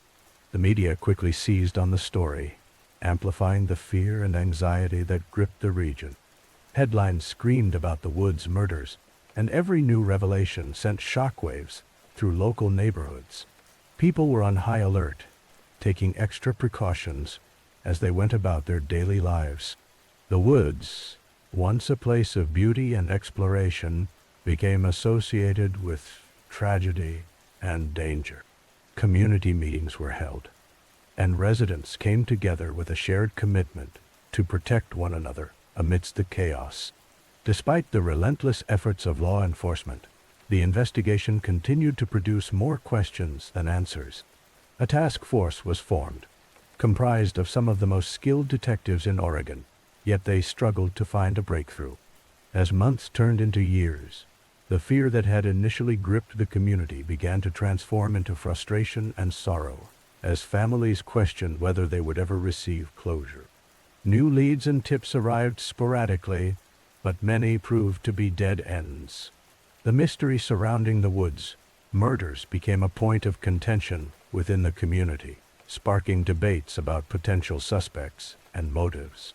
Some locals speculated about the possibility of a serial killer whose identity remained cleverly hidden, while others suggested that the lack of evidence indicated a more local resident who was perhaps confused or troubled. Whispers of possible cults or organized crime began to circulate, adding fuel to a growing fire of theories. Amid the despair, dedicated investigators pressed on, reaching out to families of the victims and community members for any information, no matter how seemingly insignificant. Gradually, technology advanced, bringing new forensic techniques and methods of investigation that had previously been unavailable, which provided renewed hope in solving these horrendous crimes. At the heart of this dark tale, the victims remained the focus of the investigation, each young woman representing lost potential and unfulfilled dreams. Friends and families held vigils to honor their lives and bring visibility to their stories, reminding the world that they were more than just headline. Each name carried weight, a reminder of the love and the joy they once brought to their loved ones. Eventually, the passage of time proved to be critical in the unraveling of this complex mystery. After years of strain and nearly giving in to despair, a significant breakthrough emerged when advanced DNA testing techniques identified a suspect whose name had circulated frequently among investigators. The painstaking efforts to piece together the remnants of that chilling era were beginning to bear fruit. The tale of the Woods murders serves as a reminder of the fragility of life and the complexities of human interaction. While seeking justice for those who suffered is paramount, it is essential to honor the memories of the individuals at the center of this tragedy. Justice can take many forms, not only in legal ramifications, but also in how communities can heal, learn, and ultimately come together despite adversity. As the narrative of the Woods murders continues to evolve, it is a story that emphasizes the importance of vigilance and awareness in any community. These events remind us all of the significance of compassion, understanding, and the bonds we share as a society. Such tales, as tragic as they are, shine a light on the resilience of the human spirit and the unwavering hope for justice, echoing through the woods where shadows once dominated. In the quiet town of Preppie, Indiana, nestled in the Midwestern United States, a tragic event unfolded in 1989 that would captivate the nation and leave a deep scar in the community. The Preppie family was well known and respected. They were a deeply religious family led by their father, a pastor who dedicated his life to serving the community. Their lives would be forever changed one fateful evening. On April 30th, 1989, the tranquility of the Preppie household was shattered when a series of gunshots rang out through the air. Inside the family home, Pastor Edward Preppie, his wife, and their 3 children found themselves in a horrifying situation as their lives were cruelly taken by a gunman. The scene that law enforcement discovered was one of devastation and heartbreak, as the impact of such a violent act sent shockwaves throughout the community. The investigation that followed was fraught with challenges. Investigators combed through evidence, gathered witness statements, and sought to uncover the motivations behind such a grim act. The case became increasingly complex as the community struggled to understand how something so horrific could happen to a family known for their kindness and faith. The tragedy was not just a local matter. It was a story that drew the attention of news outlets across the country, sparking discussions about safety, community values, and the nature of evil. As time went on, the case went cold. Despite the relentless efforts of law enforcement, leads dwindled, and the hopes of finding justice seemed to fade. However, years later, in a surprising twist, the investigation was reignited when new evidence emerged, pointing toward an unlikely suspect, one of the Preppie family's own, the son named Nathaniel. In 1993, he would become the focus of the investigation. Nathaniel Preppie had been just a teenager at the time of the murders, but as he grew older, inconsistencies in his statements and behavior raised serious questions. With the introduction of new forensic technologies and a re-examination of old evidence, investigators began to piece together a troubling narrative. In 1994, Nathaniel was arrested and charged with the murders of his family. The trial that ensued was a media sensation, drawing widespread attention and fascination. Family members, friends, and the entire community were left to grapple with the shocking reality that the suspect was none other than the surviving son. The courtroom became a battleground of conflicting emotions and grim revelations as prosecutors presented evidence, while the defense sought to paint a different picture. The prosecution argued that Nathaniel had motive tied to familial disputes and personal struggles, suggesting that resentment had festered over the years. They painted a picture of a troubled youth who had succumbed to dark impulses. As witnesses testified, stories emerged about the family's internal dynamics that presented a portrait of complexity and conflict. Contrasting sharply with the world of faith and devotion the Preppies had once represented, the defense countered with arguments aimed at creating doubt in the minds of jurors.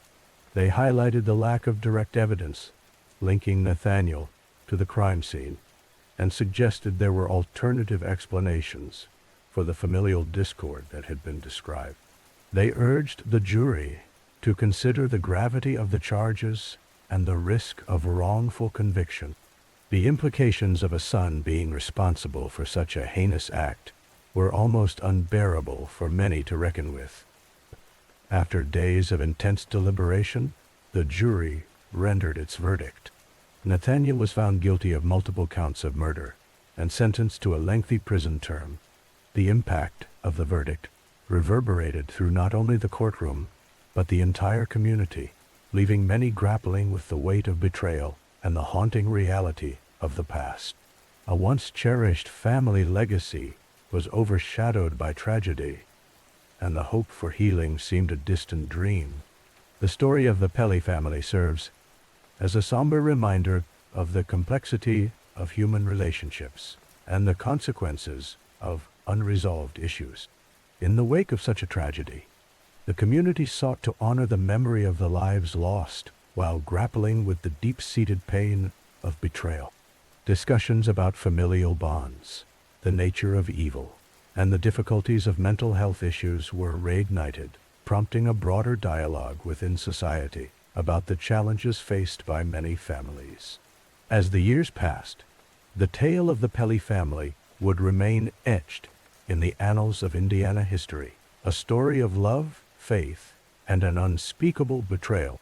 It stands as a cautionary tale of how darkness can infiltrate even the most seemingly perfect lives, leaving behind a landscape marked by sorrow and reflection.